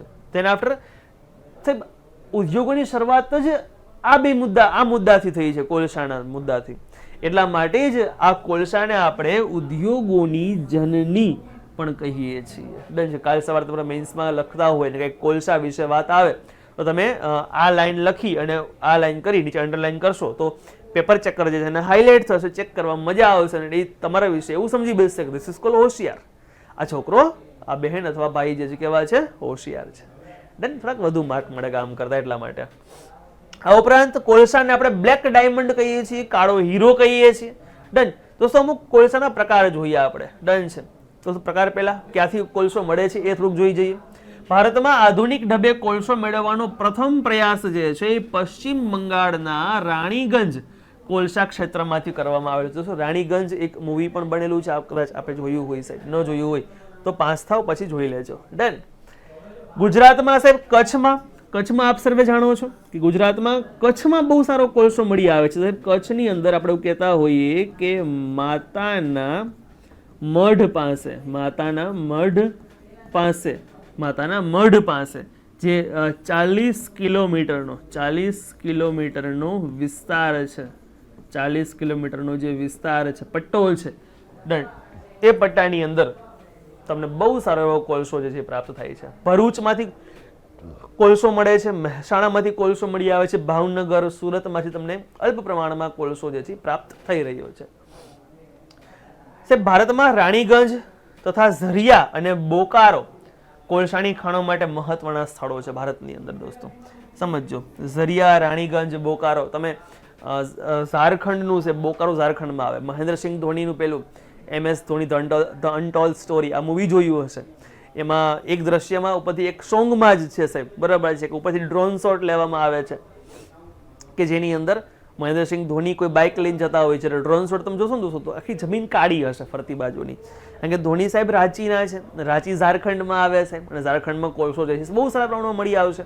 એટલા માટે તમને ત્યાં જમીન કાળી જે છે બતાવવામાં આવેલી હતી.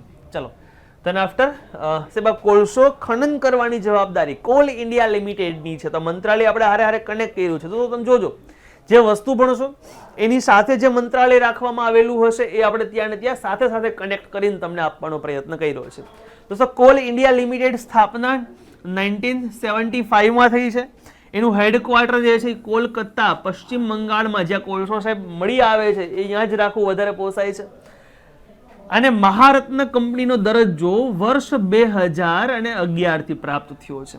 ભારતમાં આ કોલસાનું ઉત્પાદન કરતી એક પ્રમુખ કંપની છે. ભારતના 8 રાજ્યોમાં તેના એકમો આવેલા છે, કોલસો ઉત્પાદન કરવાના સ્થળો આવેલા છે. કોલ ઇન્ડિયા લિમિટેડ તેની માલિકીની 7 પેટા કંપનીઓ દ્વારા ભારત દેશની અંદર કોલસાનું ઉત્પાદન ન લખી શકાય, અહીંયા ઉત્ખનન લખી શકાય, કારણ કે સાહેબ એ કોલસો બનાવતી નથી, કોલસાને કાઢે છે. તો સ્પર્ધાત્મક પરીક્ષા આવે છે ને, શબ્દોની માયાજાળ. આમ તમે જોવા જાવ ને તો ઉત્પાદન કરવું એટલે બનાવવું, ઉત્ખનન કરવું એટલે જે બનેલું છે ઓલરેડી એને બહાર કાઢવું, ઇટ ઇઝ કોલ્ડ ઉત્ખનન કરવું.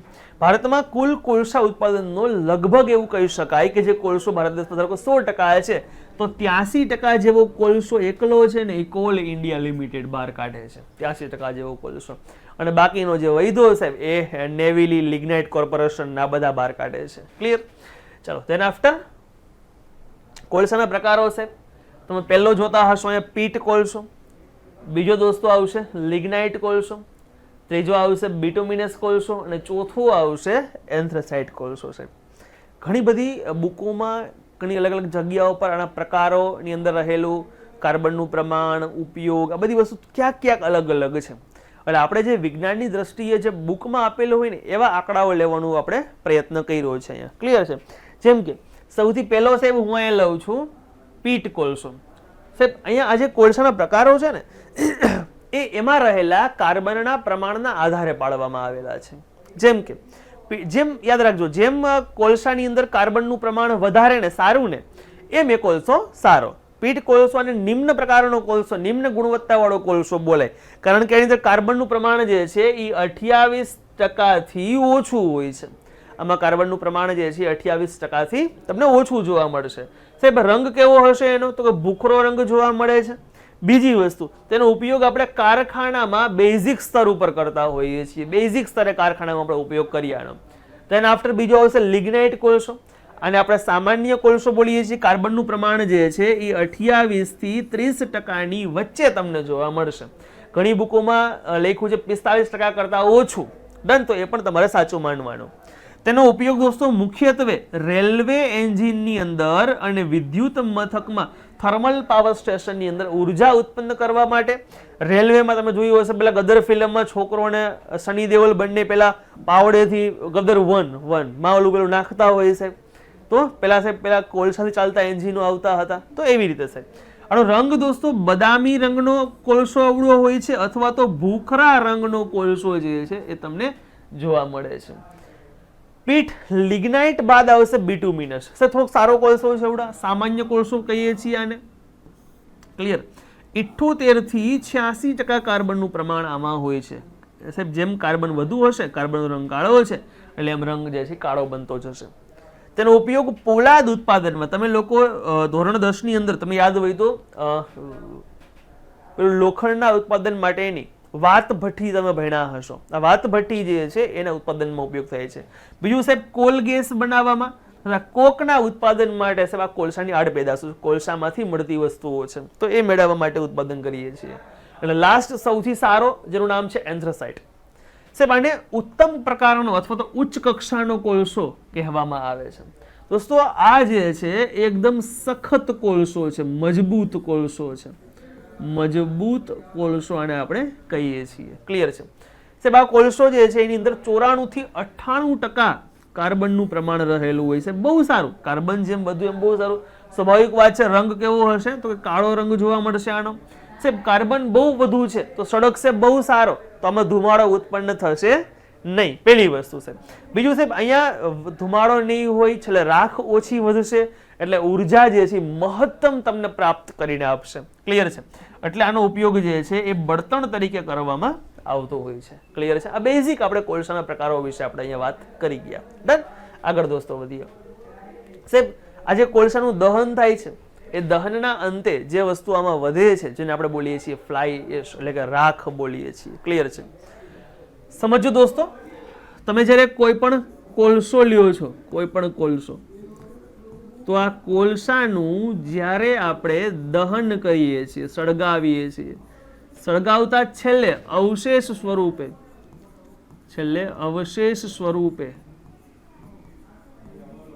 જે વધશે જેને બોલવામાં આવે છે રાખ, અને ઇંગ્લિશમાં બોલીએ તો બોલાશે એને ફ્લાય એશ બોલાશે. સાહેબ આ રાખના ઉપયોગો આપ સર્વે જાણતા હશો. કદાચ આપ લોકો એ સાહેબ ગામડામાંથી બિલોંગ કરતા હોય, ગામડામાં રહેતા હોય તો તમે પરિચિત હોય કે આ જે કોલસો છે એનો મુખ્ય ઉપયોગ, સાહેબ એનો પેલા ગુણધર્મ એ છે કે આ કોલસો જે છે ને એ પાણીમાં ઓગળતો નથી. કોલસાનો મુખ્ય ઉપયોગ જે છે, માફ કરશો, રાખનો પાણીમાં ઓગળતું નથી. આ પાણીમાં નથી ઓગળતું સાહેબ. બીજો મુદ્દો સાહેબ, હવે સાહેબ આ કોલસો છે સંપૂર્ણ દહન થઈ ગયું ત્યારે જ આ રાખ વધી હશે ને? તો જી હા સાહેબ, એકદમ સાચી વાત છે. તો હવે આમાં સળગવા જેવું કશું વધ્યું નથી. યાદ રાખજો, આ અગ્નિશામકનું કામ કરશે. આ જે છે એ અગ્નિશામકનું કામ કરશે. સાહેબ અગ્નિશામકનું કામ કરે તો આપ સર્વે જાણો છો પહેલાના સમયની અંદર જે છે એ લોકો ઘરની દિવાલો લીપવા માટે છાણનો ઉપયોગ કરતા. બરાબર છે? ગોબરનો ઉપયોગ જે છે એ કરતા. હવે સાહેબ ગોબર તો છાણ તો તમે થાપી દો, સુકાઈ જાય, છાણું બની જાય. છાણું તો સાહેબ તમે ચૂલામાં નાખો તો સળગશે. કાલ સવારે તમે એ જ છાણાથી દિવાલ લીપશો અને કોઈ કેરોસીન પેટ્રોલ નાખીને સળગાવી જાય તો સળગી જશે સાહેબ, આખું ઘર સળગી જશે. આવું ન થાય એટલા માટે આપણે શું કરશું સાહેબ, તો કે આ જ છાણની અંદર મજબૂતી પ્રદાન થાય. મિત્રો યાદ રાખજો, કાર્બન વિશ્વનું એકમાત્ર એવું તત્વ છે કે જે બીજા કોઈ પણ તત્વ સાથે, કોઈ પણ વસ્તુ સાથે એક મજબૂત બોન્ડથી જોડાઈ શકે છે.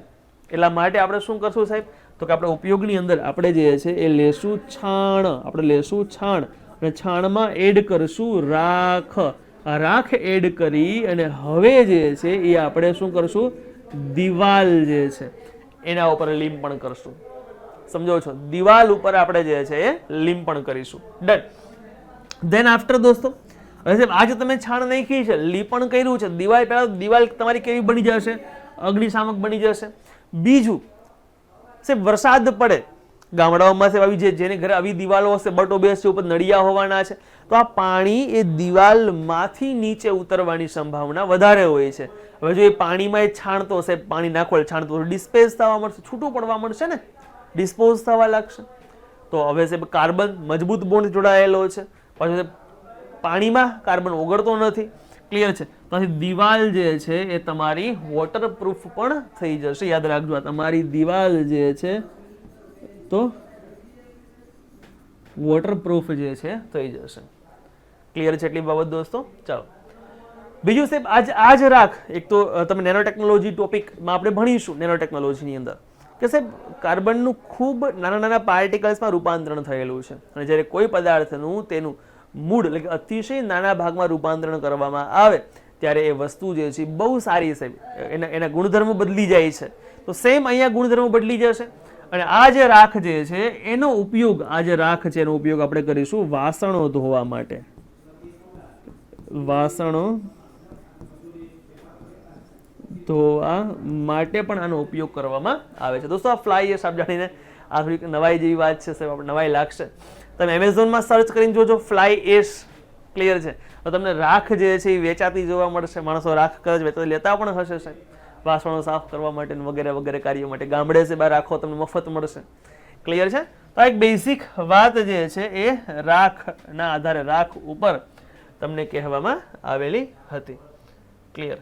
ચલો આગળ દોસ્તો વધીએ છીએ રાખથી. ડન. કોલસાના દહન માટે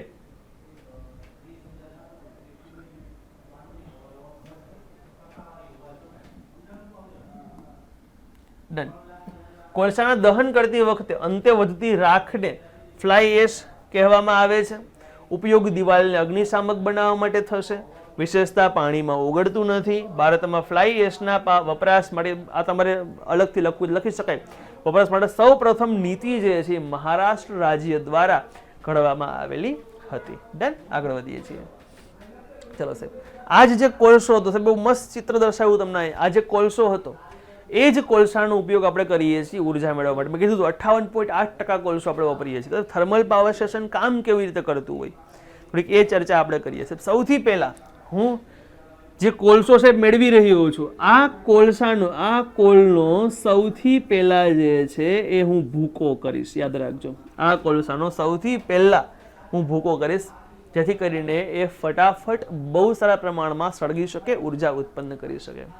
સાહેબ, આ ભૂકો કરેલો કોલસો જે છે એ હું આ જે ભઠ્ઠી છે મારી પાસે, બોઇલર છે, આપણે સાદી ભાષામાં એને ભઠ્ઠી બોલતા હોઈએ છીએ, એ ભઠ્ઠીની અંદર હું દાખલ કરીશ. સાહેબ, જેવું ભઠ્ઠીમાં કોલસોનું દહન થશે તમે જાણો છો વિપુલ પ્રમાણમાં એમાંથી ગરમી, હીટ ઉત્પન્ન થશે. આ જ ગરમી સાહેબ, આ જ હીટ જે છે આપણે જોઈએ છીએ. આપણે એ જ સમયે સાહેબ અહીંયાથી નદીમાંથી આજે સાદું પાણી જે છે, તમારી આ જે નદી છે એ નદીમાંથી પાણી લેશું અને પાણીને આપણે અહીંયાથી પ્રવાહિત કરીશું. સાહેબ, જેવું પાણી અહીંયાથી પ્રવાહિત થશે આપ જાણો છો કે ધીમે ધીમે આ પાણી જે છે એ ગરમ થઈને વરાળમાં કન્વર્ટ થઈ જશે ને. જો અહીં એકદમ વ્હાઈટ ભાગ છે અને આ વરાળવાળો ભાગ અહીંયાથી જે છે બહાર નીકળશે. હવે છે વરાળ જ્યારે બહાર નીકળતી હોય તો આપ જાણો છો કે પાણીની સ્પીડ, તમે જે સ્પીડથી પાણી દાખલ કર્યું હશે, જ્યારે વરાળમાં રૂપાંતરિત થયું ને ત્યારે એની સ્પીડ વધી જાય. પાણી કરતાં વરાળની સ્પીડ કેવી હોય છે તો કે બહુ જ વધારે હોય છે, સ્પીડ વધી જશે. અને વધવાના કારણે સાહેબ આપણે આ જ સ્પીડનો ફાયદો ઉઠાવશું. આપણે અહીંયા તમને આપવામાં આવેલો આ જે પોર્શન છે, ધીસ ઇઝ કોલ્ડ તમારું ટર્બાઇન. આપણે આ જ વરાળની સ્પીડથી ટર્બાઇનને ફેરવશું. ટર્બાઇન ફરશે એટલે આપ જાણો છો ફેરાડેના નિયમ અનુસાર ટર્બાઇન ફરે તો એ વિદ્યુત ઉર્જા, ટર્બાઇન ફરશે એટલે એ વરાળ ઉર્જાનું, ગતિ ઉર્જાનું યાંત્રિક ઉર્જામાં રૂપાંતર થશે, યંત્ર કામ કરશે અને યંત્ર ઉર્જાનું વિદ્યુત ઉર્જામાં રૂપાંતરણ થઈ અને તમને અહીંયા વિદ્યુત ઉર્જા પ્રાપ્ત થશે. ક્લિયર? અહીં જ્યારે તમને ઇલેક્ટ્રિક એનર્જી પ્રાપ્ત થાય છે અહીંયા સાહેબ, હવે આ એનર્જી છે ને યાદ રાખજો, અહીંયા જે આ ટર્બાઇન દ્વારા જે ઉર્જા ઉત્પન્ન થાય છે ને એ ઉર્જા ડીસી હોય છે. કેવી હોય છે? ડીસી, ડાયરેક્ટ કરંટ હોય છે. અને આપણે આપણા વ્યવહાર ઉપયોગોની અંદર મહત્તમ પ્રમાણમાં એસી, અલ્ટરનેટિવ કરંટનો યુઝ કરીએ છીએ. એટલે હું અહીંયા જે છે એ મૂકી દઈશ એક ટ્રાન્સફોર્મર. અહીંયા હું શું મૂકી દઈશ? ટ્રાન્સફોર્મર. આ ટ્રાન્સફોર્મર સાહેબ મને શું કરીને આપશે? ટ્રાન્સફોર્મર મને જે છે એ ડીસી નું મને એસી માં રૂપાંતરણ કરીને આપશે. સાહેબ, જેવું મને ડીસી નું એસી માં રૂપાંતરણ કરીને આપે એ ભેગું જ આ ઉર્જા જે છે એને હું આગળ આવવા દઈશ આપણા ઘર સુધી તાર મારફતે, ને આપણે પછી ઘરમાં પંખો, ટીવી, ટ્યુબલાઇટ વગેરે, ફ્રીજ, એસી, વોશિંગ મશીન ચલાવી શકશું. ડન. આમ સેટ થશે. હવે તમે કહો સાહેબ વરાળ હતી, ટર્બાઇન ફેરવી નાખ્યું તો પછી વરાળનું આગળ શું થયું? સાહેબ કશું નથી થયું. આ વરાળને ઠંડી પાડી અને આપણે શું કર્યું હતું? નીચે જે છે એકત્રિત કરી અને બીજા એક પાત્રમાંથી ફરી પાછું નદીમાં જે છે અથવા તો આપણે તમે જે જળ સ્ત્રોત એમાં આપણે એને પ્રવાહિત કરી દીધું. ત્યાં નવું પાણી, આમ ટૂંકમાં સાહેબ પાણીનો સ્ત્રોત આવતો રહેશે, કન્ટિન્યુ થતું રહીએ. પણ સાહેબ યાદ રાખજો, થર્મલ પાવર સ્ટેશન ભારત દેશમાં કીધું એમ સૌથી વધુ ઉર્જા આમાંથી મેળવે છે. પણ એ સમસ્યા એ છે, થર્મલ પાવર સ્ટેશનમાંથી અહીંયાથી તમને પ્રાપ્ત થાય છે ધુમાડો. અહીંયા તમને પ્રાપ્ત થાય છે ધુમાડો પ્રાપ્ત થાય છે, ધુમાડો પ્રાપ્ત થાય છે. અને આ જે ધુમાડો છે એ નુકસાન કરે છે. આ ધુમાડો નુકસાન કરે છે કોને સાહેબ? તો કે પર્યાવરણને, એન્વાયરમેન્ટને આ ધુમાડો જે છે નુકસાન કરે છે. તો આપણે સાહેબ જેમ આનો ઉપયોગ વધારીશું, બરાબર છે, એમ ક્યાંક ને ક્યાંક આપણને આપણા માટે કેવું રહેશે? નુકસાનકારક રહેશે, હાર્મફુલ રહેશે. સાહેબ અહીંયા આપણે ઉપયોગ ન વધારવો હોય આનો તો શું કરવું પડશે? આ પુનઃ અપ્રાપ્ય ઉર્જા સ્ત્રોત છે, આપણે પુનઃ પ્રાપ્ય ઉર્જા સ્ત્રોત તરફ આગળ વધવું પડશે કે નહીં? સૌર energy, wind energy, thermal power station, માફ કરશો, હાઇડ્રો પાવર સ્ટેશન, અહીંયા આપણે આગળ વધવું પડશે. અમુક નીતિઓ છે એના માટેની, અમુક ઉપયોગો છે, કેવા પ્રકારના છે, શું છે, કેમ છે, ક્લિયર છે. એના વિશે આપણે આગળ ચર્ચા પછી ફરી પાછી કરીએ છીએ. ક્લિયર? તો આશા રાખું તમને થર્મલ પાવર સ્ટેશન જે છે એ સમજાણું હશે, કેમ કામ કરે છે એના વિશે સંપૂર્ણ ખ્યાલ જે છે આવ્યો હશે. ડન? આગળ દોસ્તો વધીએ છીએ. અતિ મહત્વનો મુદ્દો છે. તમે મારા ચિત્રમાં પાછળ જોવો છો, તમને દેખાતા જ એવું લાગે છે કે અહીંયા કંઈક તમે આ પ્રકારના ચિત્રો છે ને એ પેલા બોમ્બે હાઈમાં જોયા હશે, એવું ડંકી જેવું ચાલતું હોય અને એ જમીનમાંથી ઓઇલ જે છે બહાર કાઢતું હશે. ક્લિયર છે? તો આપણે ઓઇલ વિશે વાત કરવા જઈ રહ્યા છીએ. સાહેબ, ઓઇલની વાત કરવી હોય તો સૌથી પહેલા તો આ ઓઇલની ગુણવત્તા નક્કી કરતો એક એકમ જેને બોલીએ છીએ રિસર્ચ ઓબ્ટેઇન નંબર, RON નંબર બોલીએ છીએ. તો આ RON નંબર વિશે બેઝિક માહિતીઓ પ્રાપ્ત કરીએ તો આપણને ખ્યાલ આવે. ક્લિયર છે? જે બળતણની ગુણવત્તા નક્કી કરવા માટે એનો RON નંબર વાપરવામાં આવે છે. સામાન્ય રીતે ભારતની અંદર આનો જે RON નંબર છે એ 91 થી 95 કહેવામાં આવે છે, માનવામાં આવે છે. સાહેબ, જેમ RON નંબર વધારે ને એમ બળતણની ગુણવત્તા સારી, જેમ બળતણ સારું એમ એનું દહન સારું થાય, જેમ દહન સારું થાય સાહેબ એમ વાહનનો અવાજ ઘટે. વાહનનો અવાજ શું થશે? ઘટે. અને સાહેબ જેમ અવાજ ઘટે, દહન સારું થયું એમ એન્જિન ઉપર માર ઓછો પડે, એના પર પ્રેશર ઓછું પડે, અને પ્રેશર ઓછું પડે તમારું એન્જિન જે છે બહુ લાંબો સમય બહુ સારું જે છે ચાલશે. ક્લિયર છે? એન્જિનની અસરકારકતા દર્શાવવા માટે એકમ નક્કી કરવામાં આવ્યો છે. ભારતમાં RON નંબર 91 થી 95 છે અને વાહનોના ઘોંઘાટ ઓછો કરવા માટે આ જવાબદાર છે. દોસ્તો, બીજું ફ્યુલ સારું છે કે નહીં એ ચેક કરવા માટે ડેન્સિટી આપણે ચેક કરવાનું છે. પેટ્રોલ પંપમાં તમે આજથી પછી ગમે ત્યારે પેટ્રોલ ભરાવવા જાઓ ને તો જ્યાં તમારું પ્રાઇસ લિસ્ટ ચાલતું હોય ને કે ભાઈ એટલા પેટ્રોલ તમારી ગાડીમાં આવ્યું, એની એક્ઝેક્ટ નીચેની એકાદી પટ્ટીમાં ડેન્સિટી લખેલી હોય છે. આઈ થિંક ભારત દેશમાં ડેન્સિટી 700 ની આસપાસ બોલતી. સારી પ્રમાણિક ડેન્સિટી સારી છે ને એ 725, 30, 35, 40 ની આસપાસ હોય છે. જેમ ડેન્સિટી સારી હોય છે એમ પેટ્રોલ સારું. તમે ઘણી વખત કોઈને બોલતા સાંભળ્યા હશે કે ફલાણી જગ્યાનું પેટ્રોલ બહુ સારું આવે છે, ફલાણા પેટ્રોલ બહુ સારું આવે છે. તો રીઝન અવડવા છે ડેન્સિટી સારી હોય છે.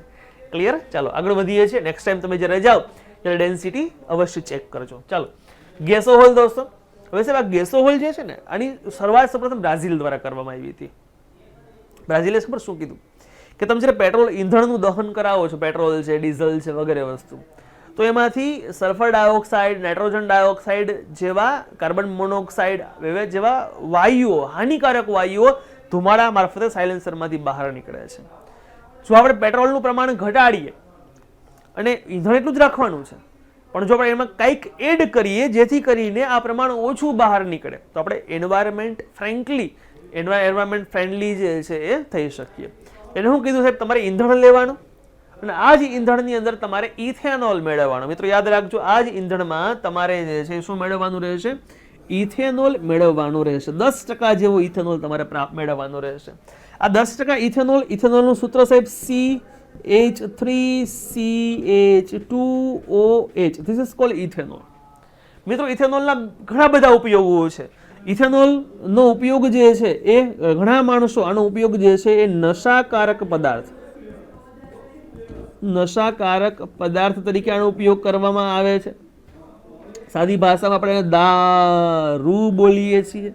બીજો સાહેબ આનો બીજો ઉપયોગ જે છે એ ચેપનાશક તરીકે પણ થાય છે. તમે જે ડેટોલ લઈએ છીએ, ડેટોલ આપણે પેલું હાથ પગમાં એન્ટિસેપ્ટિક લગાડવા માટે, તો એમાં પણ સાહેબ ઇથેનોલ સારું એવું હોય છે. ક્લિયર છે સાહેબ? ઇથેનોલના ઘણા યુઝ છે. ઇથેનોલ તમને શેરડીમાંથી સાહેબ, શેરડીના જે કારખાના હોય, શુગર ફેક્ટરીઝ જે હોય છે એ બહુ સારું એવું ઇથેનોલનું ઉત્પાદન કરતું હોય છે. ડન? આપણે લોકો એવું કદાચ એવું સાંભળ્યું છે, નીતિન ગડકરી સાહેબ આપણા જે રોડ મિનિસ્ટર છે, એને એવું કીધું સાહેબ છે, પરિવહન મિનિસ્ટર છે, એને કીધું સાહેબ કે ભાઈ 2030-40 સુધીમાં ભારતની અંદર જે છે એ મોટા ભાગની ગાડીઓ ઇથેનોલથી ચાલતી હશે. આવું શા માટે કીધું? ઇથેનોલ દહનશીલ પદાર્થ છે. આપણો જે સ્પ્રે હોય છે એમાં ઇથેનોલ હોય છે. સળગાવજો, દિવસ લગાવજો, ફોર્સ કરશે આખું. ક્લિયર છે સાહેબ? ઇથેનોલ એડ કરવાથી એક તો પેલા હાનિકારક વાયુઓ નીકળવાનું પ્રમાણ જે છે ઘટી જશે. સાહેબ, તો મોટાભાગના જે પેટ્રોલ પંપ ધારકો, પેટ્રોલ કંપનીઓ હતી સાહેબ, ઇથેનોલ એડ કરવા માંગતી હતી નહીં. શરૂઆત ઇથેનોલ તો ઉડી ફટાફટ જાય એટલા માટે તો એડ કરવા માંગતી હતી નહીં. તો સાહેબ એક લોભામણી ઓફર આપી કે જો તમે ઇથેનોલ એડ કરશો, તમે તમારા ઈંધણની અંદર ઇથેનોલ એડ કરશો તો તમે જે જીએસટી ભરો છો, એ જીએસટી ઉપર તમને 5%ની છૂટ આપવામાં આવશે. સમજ્યા તમે? તમને 5%ની છૂટ આપશું. એટલા માટે આ જગ્યા ઉપર જે છે એ માણસો હવે ઇથેનોલ એડ કરવા, પેટ્રોલ પંપ ધારકો જે છે આ બહુ સારી છૂટ કહેવાય. એટલા માટે અહીંયા આ લોકો શું કરે છે હવે તો પેટ્રોલિયમ પદાર્થોની અંદર ઇથેનોલ એડ કરવા લાગ્યા છે. ક્લિયર છે? તમે ઘણા પેટ્રોલ પંપની બહાર બોર્ડ પણ મારેલું જોયું હશે કે ભાઈ અમારા પેટ્રોલમાં ઇથેનોલ એડ થયેલું છે. સારું છે, કોઈ અંદર ઇસ્યુ છે નહીં. ક્લિયર છે? ચાલો દોસ્તો આગળ વધીએ છીએ આપણે આનાથી ગેસો હોલથી આગળ વધીએ છીએ. અને જે નેચરલ ગેસીસ હોય છે, ખરેખર જે ગેસીસમાંથી ઉર્જા મેળવીએ છીએ પેટ્રોલિયમ પદાર્થમાંથી, એમાં સૌથી પહેલું દોસ્તો CNG, it is called compressed natural gas. CNG એટલે જેને બોલીએ છીએ કોમ્પ્રેસ્ડ નેચરલ ગેસ જેને બોલીએ છીએ આપણે. ક્લિયર છે દોસ્તો? આ સીએનજીમાં મુખ્ય ઘટક જે છે એ મિથેન હોય છે, CH નહીં, CH4. મુખ્ય ઘટક જે છે કોણ છે? મિથેન છે, CH4 સાહેબ છે. સાહેબ જૈવિક વિઘટનથી છૂટો પડે છે. જૈવિક વિઘટન થવું એટલે શું? તો કે જ્યારે તમે કોઈ પ્રાણીઓના મળમૂત્ર અથવા સજીવને પૃથ્વીના પોપડામાં દાટી દો, નીચેથી ભૂતાપીય ઉષ્મા લાગવાના કારણે એનું વિઘટન થાય. આ વિઘટન થવાના લીધે સાહેબ એમાંથી જે વાયુ જનરેટ થશે, this is called methane. Clear દોસ્તો? પહેલાના સમયમાં ગોબર ગેસ પ્લાન્ટમાં આપણે ઉપયોગ કરતા, તમને યાદ હોય તો ગોબર ગેસ પ્લાન્ટ, એક ખાડો ખોદીએ, બરાબર છે, એક સાહેબ ખાડો ખોદવામાં આવે, આ ખાડાની અંદર પ્રાણીઓના મળમૂત્ર એકત્રિત કરી દેવામાં આવે, પછી આ જ ખાડાને હવાચુસ્ત રીતે બંધ કરી દેવામાં આવે, આમાંથી એક નળી પાઇપલાઇન જેવો ભાગ કાઢી અને ઘરની અંદર આપણે જે ગેસ, જે સ્ટવ, જે ચૂલો આવેલો હોય છે, બરાબર છે, જે ગેસ સ્ટવ ચૂલો આવેલો હોય છે એમાં આપણે આ પાઇપલાઇન એડ કરીએ એટલે અહીંયાથી જે છે એ આ જ્વાળાઓ જે છે એ બહાર નીકળશે. અહીંયાથી જે ઉત્પન્ન થશે ધીસ ઇઝ કોલ્ડ મિથેન. ઉત્પન્ન થશે એને આપણે બોલીએ છીએ મિથેન બોલીએ છીએ. જ્યારે અવશેષ રૂપે, જ્યારે અહીંયા અવશેષ રૂપે જે વધશે એને આપણે બોલીએ છીએ કુદરતી ખાતર. કુદરતી ખાતર બોલીએ છીએ. દોસ્તો આજે કુદરતી ખાતરમાં વધારો થાય, માણસો ગોબર ગેસ પ્લાન્ટ વધુ બનાવશે, સારું છે, એન્વાયરમેન્ટ ફ્રેન્ડલી છે સાહેબ, સારું છે. તો ભારત સરકાર દ્વારા જે છે એ આપણે જે બનાવ્યું છે એને બોલીએ છીએ ગોબર ગેસ પ્લાન્ટ. ગોબર ગેસ પ્લાન્ટ બોલી શકાય એને. આ ગોબર ગેસ પ્લાન્ટમાં વધારો થાય એ હેતુથી ભારત સરકાર દ્વારા ગોબરધન, GOBARDHAN, ગોબરધન યોજના અમલમાં મૂકેલી છે. તો તમારે સાહેબ અહીંયા કોઈ ટોપિક ભણો છો તો ટોપિકની સાથે સાથે યોજનાઓ પણ કનેક્ટ કરવી પડશે, જેથી કરીને તમને વાંધો આવશે નહીં, તમે અન્ય વિદ્યાર્થીઓ કરતા અલગ તરી વળશો. ક્લિયર છે? ચાલો આગળ વધીએ છીએ દોસ્તો. આમાં બીજા અન્ય ઘટકો, મિથેન સિવાય શું છૂટવું પડે છે? તો નાઇટ્રોજન છૂટવું પડે છે, કાર્બન ડાયોક્સાઇડ જેને આપણે CO2 બોલતા હોઈએ છીએ, પ્રોપેન છૂટવો પડે છે, અને અન્ય ઘટક તરીકે એક ઇથેન પણ તમને મળે છે. હવે સાહેબ આ જે બધા વાયુ બોલ્યા, propane, ethane, methane, butane, pentane, hexane, બધા સાહેબ આ બધા જે છે એ કેવા છે? ગંધ રહિત છે, સ્મેલલેસ છે, એક પણની ગંધ છે નહીં સાહેબ. ક્લિયર છે? બીજું સાહેબ આ પ્રમાણમાં વધુ કાર્યક્ષમ છે.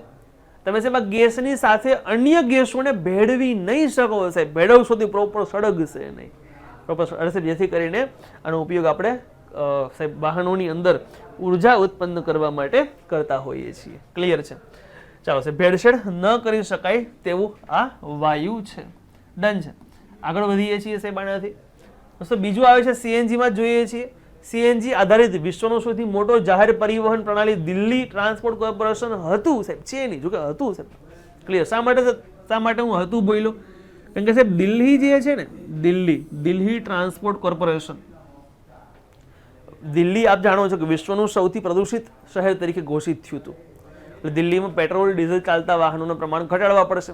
હવે સાહેબ હું કોઈને પર્સનલી ના ન પાડી શકું, પરંતુ સરકાર દ્વારા જે વાહનો ચલાવવામાં, સિટી બસ છે વગેરે વસ્તુઓ, આ CNG આધારિત ચલાવવાનું શરૂ કર્યું. હવે દોસ્તો આ જ બધી વસ્તુ દિલ્હીમાં ઇલેક્ટ્રિક ચાલે છે. જેમ ઘણા શહેરોની અંદર સિટી બસો ઇલેક્ટ્રિક આવી ગઈ છે, ઘણા શહેરોની અંદર સેમ એવી રીતે દિલ્હીમાં ઇલેક્ટ્રિક બસો, બધું ઇલેક્ટ્રિક ટેકનોલોજી ચાલતી વસ્તુ થઈ ચૂકી છે. પહેલા CNG ચાલતી હતી, પણ હવે બધું ચાલે છે ઇલેક્ટ્રિકથી ચાલે છે.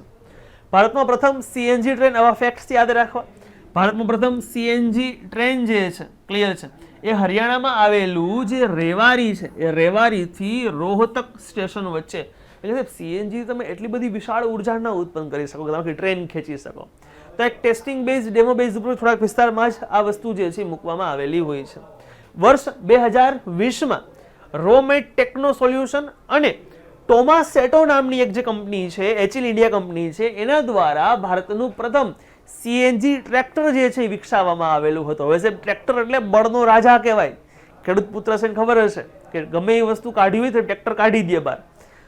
એટલી વિશાળ ઉર્જા ઉત્પન્ન છે, ડીઝલથી ચાલતું હોય છે, સમજો છો. તો સીએનજી થી પ્રોપર એ ચાલશે નહીં, પણ સાહેબ એક ટેસ્ટિંગ બેઝ ઉપર છે, પ્રયોગ માટે જે છે આ બનાવવામાં આવેલું હતું. આગળ વધીએ છીએ. સીએનજી બાદ એલપીજી, લિક્વિફાઈડ પેટ્રોલિયમ ગેસ. ગેસનો બાટલો આપણને યાદ આવે, ક્લિયર છે, કારણ કે પેટ્રોલિયમનું વિભાગીય નિષેધન તમે જ્યારે કરો છો તો અહીંયા વિભાગીય નિષેધન તમે જે છે ધોરણ 10માં જૂના છે પાઠ્યપુસ્તક અથવા તમે જ્યારે ભણ્યા હશો હજી સાહેબ આવે છે એ વસ્તુ, તમે એમાં પેટ્રોલિયમનું વિભાગીય નિષેધન આવો એક ટોપિક ભણેલા હશો. એમાં એક તમને એક સાહેબ વિભાગીય નિષેધન ટાવર આપેલો હતો કે જેમાં અલગ અલગ ટેમ્પરેચર પર અલગ અલગ વસ્તુઓ મુક્ત થતી હતી. સાહેબ અમુક જગ્યા પેટ્રોલ મળતું હતું, કેરોસીન મળતું હતું, ડીઝલ મળતું હતું, નેપ્થા મળતું હતું, નીચે સાહેબ છેલ્લે એન્ડ ઓફ ધી સ્ટોરી તમને મળતું હતું, ત્યાં આલ્સફાટ ડામર મળતું હતું, એવી રીતે. હવે તમે સાહેબ આ ટાવરમાં 25 અંશ સેલ્સિયસ ટેમ્પરેચર પર જ્યારે પહોંચશો ત્યારે એ તમે જે રગડો નાખ્યો છે એની અંદર કાળા કલરનો પદાર્થ, ઘટ્ટ પદાર્થ, આ પદાર્થમાંથી એક વાયુ મુક્ત થશે. એ વાયુનું નામ છે એલપીજી, લિક્વિફાઈડ પેટ્રોલિયમ ગેસ, જે પેટ્રોલિયમના વિભાગીય નિષેધન દરમિયાન 25 અંશ સેલ્સિયસ ટેમ્પરેચર પર મુક્ત થાય છે. ડન. પહેલો મુદ્દો. આ પેટ્રોલિયમ ગેસમાંથી સાહેબ મુખ્ય વાયુ બ્યુટેન મુક્ત થાય છે. C4H10 એનું સૂત્ર છે, યાદ રાખજો. પેટ્રોલિયમ ગેસમાંથી મુખ્ય વાયુ બ્યુટેન મુક્ત થાય છે. પણ તમને કાલે સવારે એવું પૂછાય કે ઘરગથ્થુ ગેસ સિલિન્ડરમાં, આ ક્વેશ્ચન જે છે ભૂતકાળમાં હાઈકોર્ટ પ્યુનની એક્ઝામમાં પૂછાણો હતો, ઘરગથ્થુ ગેસ સિલિન્ડરમાં કયા વાયુઓ ભરવામાં આવેલા હોય? તો મિત્રો યાદ રાખવું, જ્યારે તમને પ્રોપર ગેસ સિલિન્ડર પૂછવામાં આવે તો એની અંદર ઉચ્ચ દબાણે મુખ્ય વાયુ તરીકે બ્યુટેન ભરવામાં આવેલું હશે અને સાથે સાથે અલ્પ પ્રમાણમાં, બહુ થોડા પ્રમાણમાં, અલ્પ પ્રમાણમાં એની અંદર પ્રોપેન ભરવામાં આવેલું હશે. અલ્પ પ્રમાણમાં એમાં પ્રોપેન ભરવામાં આવેલું. બ્યુટેન અને પ્રોપેન બંને છે જવાબમાં આવે છે. ક્લિયર છે સાહેબ. બીજા તો ઘણા બધા વાયુઓ મળી આવશે આપણને એની અંદર, પણ મુખ્ય વાયુ ક્યાં છે? બ્યુટેન અને પ્રોપેન છે. હમણાં જ હું બોલી ગયો, methane, ethane, butane, propane, pentane, hexane, આ બધા કેવા છે? સ્મેલલેસ છે, ગંધવિહીન છે. હવે ગેસનો બાટલો, ગેસ સિલિન્ડર લીક થાય છે. હવે સમસ્યાઓ પહેલા બહુ સર્જાતી, ગેસ સિલિન્ડર લીક થતું હતું. તો ગેસ સિલિન્ડર લીક થાય અને સાહેબ જો તમે થોડીક પણ એને ઉષ્મા આપશો તો બ્લાસ્ટ થશે, સળગશે. ક્લિયર છે. તો એ ન સળગે એ ખ્યાલ આપણને આવે એટલા માટે જે છે એ સરકારશ્રી દ્વારા સાહેબ રિસર્ચ કરી અને એક ગંધક તરીકે એક પદાર્થ ઉમેરવામાં આવ્યો. હવે સાહેબ ઘણા લોકોને કહેતા હોય મરકેપ્ટન ઉમેરવામાં આવ્યો. સાહેબ એનું પૂરું નામ છે ઇથાઇલ મરકેપ્ટન. યાદ રાખજો, એનું પૂરું નામ રહેશે ઇથાઇલ મરકેપ્ટન. ઇથાઇલ મરકેપ્ટન એનું પૂરું નામ છે, કે જે ગેસ સિલિન્ડરની અંદર એઝ અ ગંધક એક સાહેબ સડેલી વાસ હોય, સલ્ફર મુખ્યત્વે દોસ્તો એડ કરશું આપણે, સડેલી વાસ હોય એ વાસ તમને આપશે અને એ જે છે એ તમને એક એલર્ટ કરશે ગેસ લીક થઈ રહ્યો છે. તીવ્ર સ્મેલ હોય છે એટલા માટે એને એડ કરવામાં આવે છે. ક્લિયર? ચાલો સાહેબ. ખૂબ ઊંચા દબાણ. હવે સાહેબ આ તો બધું ગેસમાં છે, આ બધું જે છે ગેસ વસ્તુમાં છે. સમજજો શા માટે ગેસ સિલિન્ડરની અંદર ગેસ જે છે ગેસ સ્વરૂપે હોતો નથી, લિક્વિડ ફોર્મમાં શા માટે હોય છે? કારણ કે સાહેબ અહીંયા તમે જ્યારે ગેસનું તાપમાન ઘટાડશો તો સાહેબ તાપમાન ઘટાડવાથી ગેસના અણુઓ એકબીજાની નજીક આવે છે. અને આપણે રસાયણશાસ્ત્રમાં એવું ભણી ગયા છીએ કે જેમ પદાર્થના અણુઓ નજીક આવે તો પહેલા એ ગેસમાંથી લિક્વિડમાં કન્વર્ટ થાય અને બહુ વધુ નજીક આવે તો સાહેબ અડી જશે તો એ લિક્વિડમાંથી સોલિડમાં કન્વર્ટ થશે અને ઘનીભવનની પ્રક્રિયા બોલાય. વાદળાઓ આ નિયમ અનુસાર બંધાતા હોય છે. સાહેબ ગેસ સિલિન્ડરમાં જો હું ગેસ ફોર્મમાં જ બ્યુટેન ને પ્રોપેન ભરીશ ને તો હું વધુ પ્રમાણમાં નહીં ભરી શકું, ઓછા પ્રમાણમાં ભરી શકીશ. ક્લિયર છે? તો વધુ પ્રમાણમાં ભરવા માટે હું ગેસનું ટેમ્પરેચર ડાઉન કરીશ અને ધેન આફ્ટર કે સિલિન્ડરમાં ભરીશ, જેના કારણે સિલિન્ડરમાં આ ગેસ જે છે વધુ પ્રમાણમાં ભરી શકાય અને લાંબો સમય એ ગેસનું સિલિન્ડર જે છે ચલાવી શકાય. સમજાયું હશે દોસ્તો આપને? ક્લિયર? ચાલો આગળ દોસ્તો વધીએ છીએ. એટલા માટે ઉચ્ચ દબાણે પ્રવાહી રૂપમાં રૂપાંતરિત કરી અને એને ભરવામાં આવે છે. ચાલો આગળ દોસ્તો વધીએ છીએ. આજ એલપીજી ની અંદર બ્યુટેન સિવાય સાહેબ એલપીજી ઘટકોમાં બીજા ક્યાં ક્યાં હશે? પ્રોપેન હશે, પ્રોપિલિન હશે, બ્યુટિલિન હશે, આઇસોબ્યુટેન નો પણ આપણે સમાવેશ કરશું. એમાં અલ્પ પ્રમાણમાં જો પૂછાય નાઇટ્રોજન તત્વ પણ આવેલું હોય છે. ક્લિયર છે? ચાલો, એલપીજી સાથે ઇથાઇલ મરકેપ્ટન, જેના વિશે આપણે હમણાં જ વાત કરી ગયા. ઇથાઇલ મરકેપ્ટન નામનો દુર્ગંધ ધરાવતો ગેસ ઉમેરવામાં આવે છે, જેથી સિલિન્ડરના લીકેજ વખતે તમને ખ્યાલ આવે, તમે જાણી શકો એટલા માટે. ડન. આગળ વધી દોસ્તો. એલએનજી લિક્વિફાઈડ નેચરલ ગેસ છે, સેવને જેવું જ છે. હું સાહેબ એક મોટા મોટા સિલિન્ડરોની અંદર સાહેબ એને એકત્રિત કરીશ. દરિયાકાંઠાના વિસ્તારોમાં આ વસ્તુ કરેલી હોય છે. પ્રાકૃતિક ગેસ ને એલએનજી લિક્વિફાઈડ નેચરલ ગેસ બોલવામાં આવે છે. તાપમાન નીચું કરવાની ખૂબ જરૂર પડે છે સાહેબ, બરાબર છે. અને સાહેબ તાપમાન નીચું એટલે કેટલું? આપણે સ્પેસ ટેકનોલોજીમાં ભણી ગયા છીએ કે જેનું તાપમાન -150°C કે તેના કરતા નીચું કરવામાં આવે એવા ટેમ્પરેચર અને ક્રાયોજેનિક ટેમ્પરેચર બોલવામાં આવે છે. દોસ્તો ક્રાયોજેનિક શબ્દ ગ્રીક વર્ડ ક્રાયોસ ઉપરથી ઉતરી આવ્યો છે. ક્રાયોસનો અર્થ થાય ખૂબ જ નીચું, અતિશય ઠંડુ તાપમાન. ડન. અહીંયા દોસ્તો તાપમાન છે -120 થી -170 છે. -170 આવ્યા એટલે -150 થી નીચું વયું ગયું, એટલા માટે બોલાય એને ક્રાયોજેનિક ટેમ્પરેચર પર લઈ જવામાં આવે. દોસ્તો એક ક્વેશ્ચન યાદ રાખજો. ભારતમાં એલએનજી સંગ્રહ કરવાની ક્ષમતા સૌપ્રથમ ગુજરાતના હજીરા એલએનજી ટર્મિનલના સ્વરૂપની અંદર વિકસાવવામાં આવેલી હતી સાહેબ. ત્યાં આપણે સંગ્રહ કરતા, એક ચિત્ર બાજુ જોઈ રહ્યા છો કંઈક એવી રીતે. ડન. દોસ્તો પીએનજી પાઇપ્ડ નેચરલ ગેસ. હવે સાહેબ પાઇપ દ્વારા નેચરલ ગેસ જે છે એ આપણા ઘરે આવી રહ્યો છે. પહેલા સાહેબ ગેસ સિલિન્ડર આવતા હતા, હવે પાઇપ નેચરલ ગેસ આવવા માંડ્યો છે. દોસ્તો પીએનજી માં કુદરતી ગેસનો ઉપયોગ પાઇપ નેચરલ ગેસ તરીકે કરવામાં આવે છે. દોસ્તો આમાં પણ મુખ્યત્વે પ્રોપેન અને બ્યુટેનનો જ સમાવેશ થઈ રહ્યો છે. પ્રધાનમંત્રી ઉર્જા ગંગા પરિવહન યોજના હેઠળ ઉત્તર પ્રદેશની અંદર લોકોને ગેસ પાઇપલાઇન દ્વારા કુદરતી ગેસની સુવિધાઓ પ્રદાન કરવામાં આવે છે. અહીંયા દોસ્તો યુપીના બલિયાથી શરૂઆત 2016માં કરી હતી, ચૂંટણી હતી એ વખતે. ક્લિયર છે? સમજતા હશો આપ સર્વે. ક્લિયર? આગળ વધીએ છીએ. આપણા ઘરમાં પણ અત્યારે પીએનજી જ આવે છે, પાઇપ નેચરલ ગેસ. સાહેબ અહીંયા કોલસા, માફ કરશો, પેટ્રોલિયમ પદાર્થો સાથે સાહેબ પહેલા CIL હતી, કોલ ઇન્ડિયા લિમિટેડ, જે કોલસો ભણતી વખતે કોલસા સાથે સંકળાયેલી યોજના ભણી ગયા. પેટ્રોલ ભણીએ છીએ તો પેટ્રોલ સાથે સંકળાયેલી સરકારી યોજના કઈ કઈ છે? તો પેટ્રોલિયમ તથા પ્રાકૃતિક ગેસ સાથે સંકળાયેલી સરકારી યોજનાઓ, જેમાં સૌથી પહેલી આવશે ઉજ્જવલા યોજના, પ્રધાનમંત્રી ઉજ્જવલા યોજના. બીજી દોસ્તો આવશે પહલ યોજના અને ત્રીજી આવશે one nation one ration card યોજના. સબકા સાથ સબકા વિકાસ ટેગલાઇન હેઠળ જે છે આવડું આવે છે, જેમાં સૌથી પહેલી જોઈએ છીએ ઉજ્જવલા યોજના. ક્લિયર છે? પ્રધાનમંત્રી ઉજ્જવલા યોજના સાહેબ. ઉજ્જવલા યોજના ગેસનો બાટલો તમે જોઈ રહ્યા છો. સ્વચ્છ ઈંધણ બહેતર જીવન એની ટેગલાઇન છે. ક્લિયર? ઉર્જા ઉત્પન્ન કરવાની સાહેબ છે. પહેલા તમે જોતા હશો, પહેલા મહિલાઓ ચૂલો ફૂંકતા હતા. ચૂલો ફૂંકતી વખતે સાહેબ શ્વાસોશ્વાસની ક્રિયાઓ થાય અને ઘણી વખત હવા અંદર આવે તો કાર્બનના બ્લેક પીપીડીઝ, બ્લેક પાર્ટિકલ્સ શ્વસન માર્ગમાં અંદર આવતા રહીએ અને ક્યાંક ને ક્યાંક સાહેબ એ જગ્યા પર શ્વસન તંત્રને લગતી બીમારીઓ થવાની સંભાવના રહેતી હતી. આવી ઘણી સમસ્યાઓ થઈ રહી હતી. બીજું સાહેબ રાશન કાર્ડ મારફતે જે છે કેરોસીન આપવામાં આવતું હતું. કેરોસીનના દહન બાદ જે છે એ હાનિકારક વાયુ ઉત્પન્ન, જે એન્વાયરમેન્ટ પર નુકસાનકારક હતા. તો બધાના સોલ્યુશનના ભાગ સ્વરૂપે ગવર્મેન્ટ દ્વારા સબસિડી સ્વરૂપે જે ગેસ સિલિન્ડર આપવાની શરૂઆત કરી, બરાબર છે. આ જ ગેસ સિલિન્ડરમાં જે મળતી જે સાહેબ સબસિડી છે એ સીધી ખાતામાં આપવાની શરૂઆત કરી. ડન. અહીંયા સાહેબ જ્યારે પ્રધાનમંત્રી ઉજ્જવલા યોજના છે ને, આના અંતર્ગત જ્યારે ગેસ સિલિન્ડર આપવામાં આવે છે ત્યારે આ ગેસ સિલિન્ડર જે છે એમાં તમને 2 ગેસ સિલિન્ડર અને એક સ્ટવ, એક ચૂલો અપાય છે, જે માટે 2100 રૂપિયા ગવર્મેન્ટ તમને આપે છે. તમને હાથમાં નથી આપતી, ડાયરેક્ટ 2100 રૂપિયાની આ વસ્તુ ડાયરેક્ટ તમને આપી દેશે. ક્લિયર છે?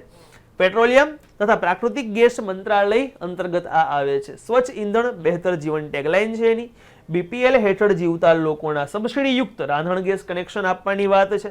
શરૂઆત 1 મે 2016 યુપી નું બલિયા સાહેબ ચૂંટણી હતી એ વખતે. ક્લિયર છે? એટલા માટે પ્રત્યેક ગેસ કનેક્શન માટે સરકાર જે છે 2100 રૂપિયાની સબસિડી આપશે. ડન. ચાલો, આઈ પહલ યોજના ગિનિસ બુક ઓફ વર્લ્ડ રેકોર્ડમાં દોસ્તો નામ નોંધાયેલું છે આનું. આઈ પહલ યોજનાનું પ્રત્યક્ષ હસ્તાંતરિત લાભ પ્રાપ્ત માટેની યોજના છે. આ પણ સેમ પેટ્રોલિયમ તથા પ્રાકૃતિક ગેસ મંત્રાલય અંતર્ગત જ કામ કરશે. Guinness book of world record સાહેબ શા માટે? મોદી સાહેબે સૌથી પહેલી આખા વિશ્વમાં પહેલી વખત એવું કર્યું કે માથી સાહેબ બટન દબાવે ને તો અહીંયા તમામ લોકોના ખાતામાં પૈસા આવે. સારી બાબત કહેવાય ને. ઘણા લોકો જાણતા હશે કે સાહેબ જ્યારે પૈસા ઉપરથી ગ્રાન્ટ પાસ થઈ હોય તો ગ્રાન્ટ જ્યારે મૂળ લાભાર્થી સુધી પહોંચે ને તો ગ્રાન્ટ બહુ ઓછી પહોંચે છે, બહુ ઓછી. વચ્ચે સાહેબ ગ્રાન્ટ પડતી જાય એમ, કોઈ લેતા નથી પણ પડતી જાય ઓટોમેટિક, સમજ્યા તમે? એટલા માટે ચાલો, તો જમા કરાવી હતી શરૂઆત 1 જાન્યુઆરી 2015 થી કરવામાં આવેલી હતી. ધેન આફ્ટર દોસ્તો one nation one gas one grid યોજના, ક્લિયર છે? આ યોજના અંતર્ગત ભારત સરકારની યોજનાનો ઉદ્દેશ્ય જે છે દરેક પ્રાંતોમાં દરેક જગ્યાઓ પર સ્વચ્છ ઈંધણની સગવડતા પૂરી પાડવાનો છે. આ ઉપરાંત આ યોજના હેઠળ સરકારનો ઉદ્દેશ્ય ગેસ પર સમાન શુલ્ક લાગુ, હા તમે રિસન્ટ સાહેબ જે ચૂંટણી પ્રચાર છે એમાં તમે સાંભળ્યું હશે કે ભાઈ અમારી સરકાર આવશે તો અમે તમામ રાજ્યો ઉપર જે છે ગેસ ઉપર સમાન શુલ્ક લાગુ પાડીશું. હાલ સાહેબ ગેસના ભાવ અલગ અલગ રાજ્યોમાં અલગ અલગ છે, યાદ રાખજો. ક્લિયર? આ યોજના હેઠળ વિસ્તૃત કરવામાં આવેલ પાઇપલાઇન દ્વારા ઘરેલું ગેસની સગવડ પૂરી થશે અને વાહનોમાં ઈંધણ તરીકે ઉપયોગમાં કરવામાં આવેલ સીએનજીની સગવડ જે છે પણ આપણે પૂરી કરીશું. સગવડ અહીંયા આપણે એની પૂરી કરવામાં આવશે. ડન છે દોસ્તો. તો આ વાત કરી આપણે પેટ્રોલિયમ પદાર્થો ઉપર વાત કરી, ડન છે. તો હજી દોસ્તો જોઈએ છીએ પુનઃ અપ્રાપ્ય ઉર્જા સ્ત્રોતોને, પણ આ સેશનને આપણે અહીંયા સુધી રાખીએ છીએ. નેક્સ્ટ સેશનની અંદર જે છે અહીંયાથી આગળ શરૂઆત કરશું. આશા રાખું આપ લોકોને સમજાણું હશે. મળીએ છીએ નેક્સ્ટ સેશનમાં. જય હિન્દ, જય Bharat. Thank you very much દોસ્તો. આજનો આ ડેમો લેક્ચર આપણે નિહાળ્યો. આશા રાખું છું કે સિલેબસ મુજબનો, આપની પરીક્ષા પદ્ધતિ મુજબનો આ ડેમો લેક્ચર આપને ખ્યાલ આવતો હશે કે ગણિત ગાઈડન્સમાં કઈ પ્રકારનું કન્ટેન્ટ જે છે પીરસવામાં આવે છે. હવે આપને ડેમો લેક્ચર જે તે ફેકલ્ટીનો જોયા બાદ જો આપ સેટિસ્ફાઈ થયા હોય, આપને એવું થાય કે સર હા કન્ટેન્ટ મને સારું મળ્યું, તો તમામ પ્રકારના વિડીયો લેક્ચર, તમામ પ્રકારની પીડીએફ, તમામ પ્રકારના એમસીક્યુ સાથે હું દિનેશ ગણિત એનો પર્સનલ મેન્ટરશિપ પ્રોગ્રામ આ કોર્સમાં તદ્દન નિઃશુલ્ક રહેશે, જેમાં હું આપને સમજાવીશ કેવી રીતે તૈયારી કરવી, શું વાંચવું જોઈએ, શું નથી વાંચવાનું, એના માટે જે છે એ ટાઈમ મેનેજમેન્ટ કેવી રીતે હોવું જોઈએ વગેરે તમામ મુદ્દાઓ. તો આવો ગણિત ગાઈડન્સમાં ગણિત ગાઈડન્સનો કોર્સ પરચેસ કરી અને આપના જે છે સફળતાના મુકામ સુધી પહોંચો. થેન્ક યુ વેરી મચ દોસ્તો.